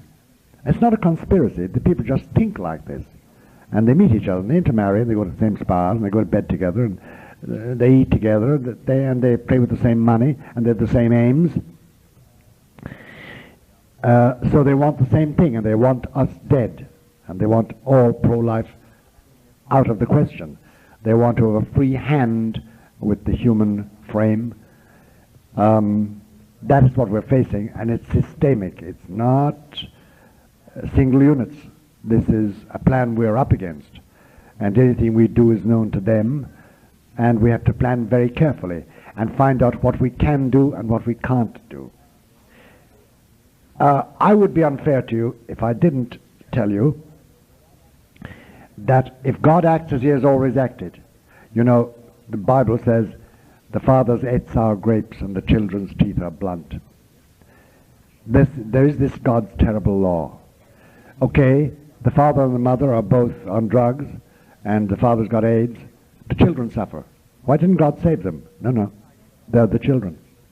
Saddam Hussein is a butcher. He decided to take Kuwait. We went in and mopped up the place and flung him out. Who suffered chiefly? The Iraqis. God's law again. Why didn't he save the Iraqis from this one thug, this killer? He didn't. He has this funny law, and that's why we're involved. We will bear part of the punishment, even though we are innocent. And that's what Jesus said. Weep for yourselves and for your children. The present Pope, when he talks about this, will say that we can mitigate the sufferings ahead of us. We can't avert them, which is a frightening summation of the situation. Nor would I be fair to you if I didn't say to you one more thing apropos of this situation, and then I think mental diarrhea may be taking over. So I'll go back. I'll vacate this podium. God has a reaction we can't have. He loves us, and he does punish us, and will punish us, punish our generation and our children's children's generation. They will be punished. It always comes, because the abomination belongs to us as a race. We can mitigate it, but not avert it.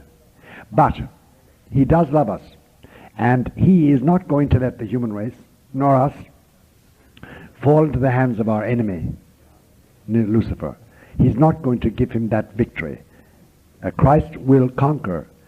But, you know, when you think about it seriously, see us as a hinge moment in history where God's family is affected. It isn't a local war or a minor thing. No, somebody has tried to take his family away from him.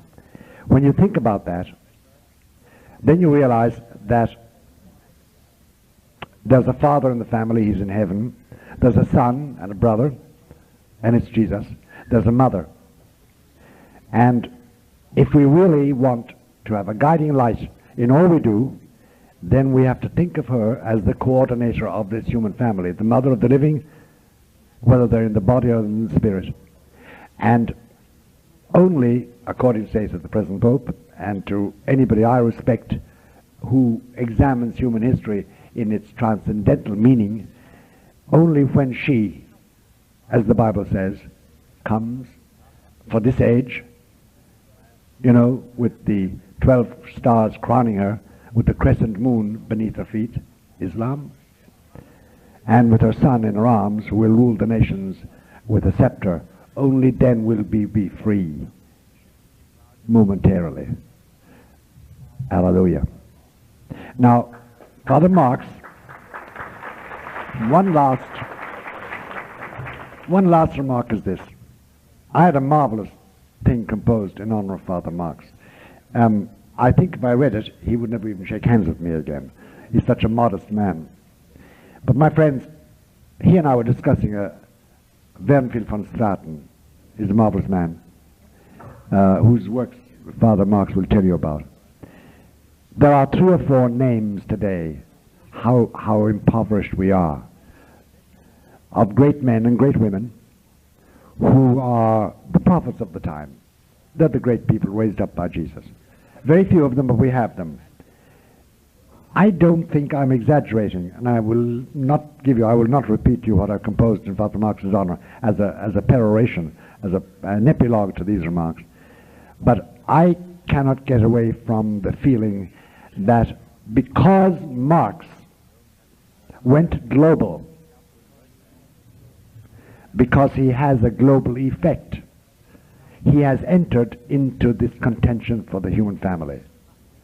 And that, my friends, is a special charisma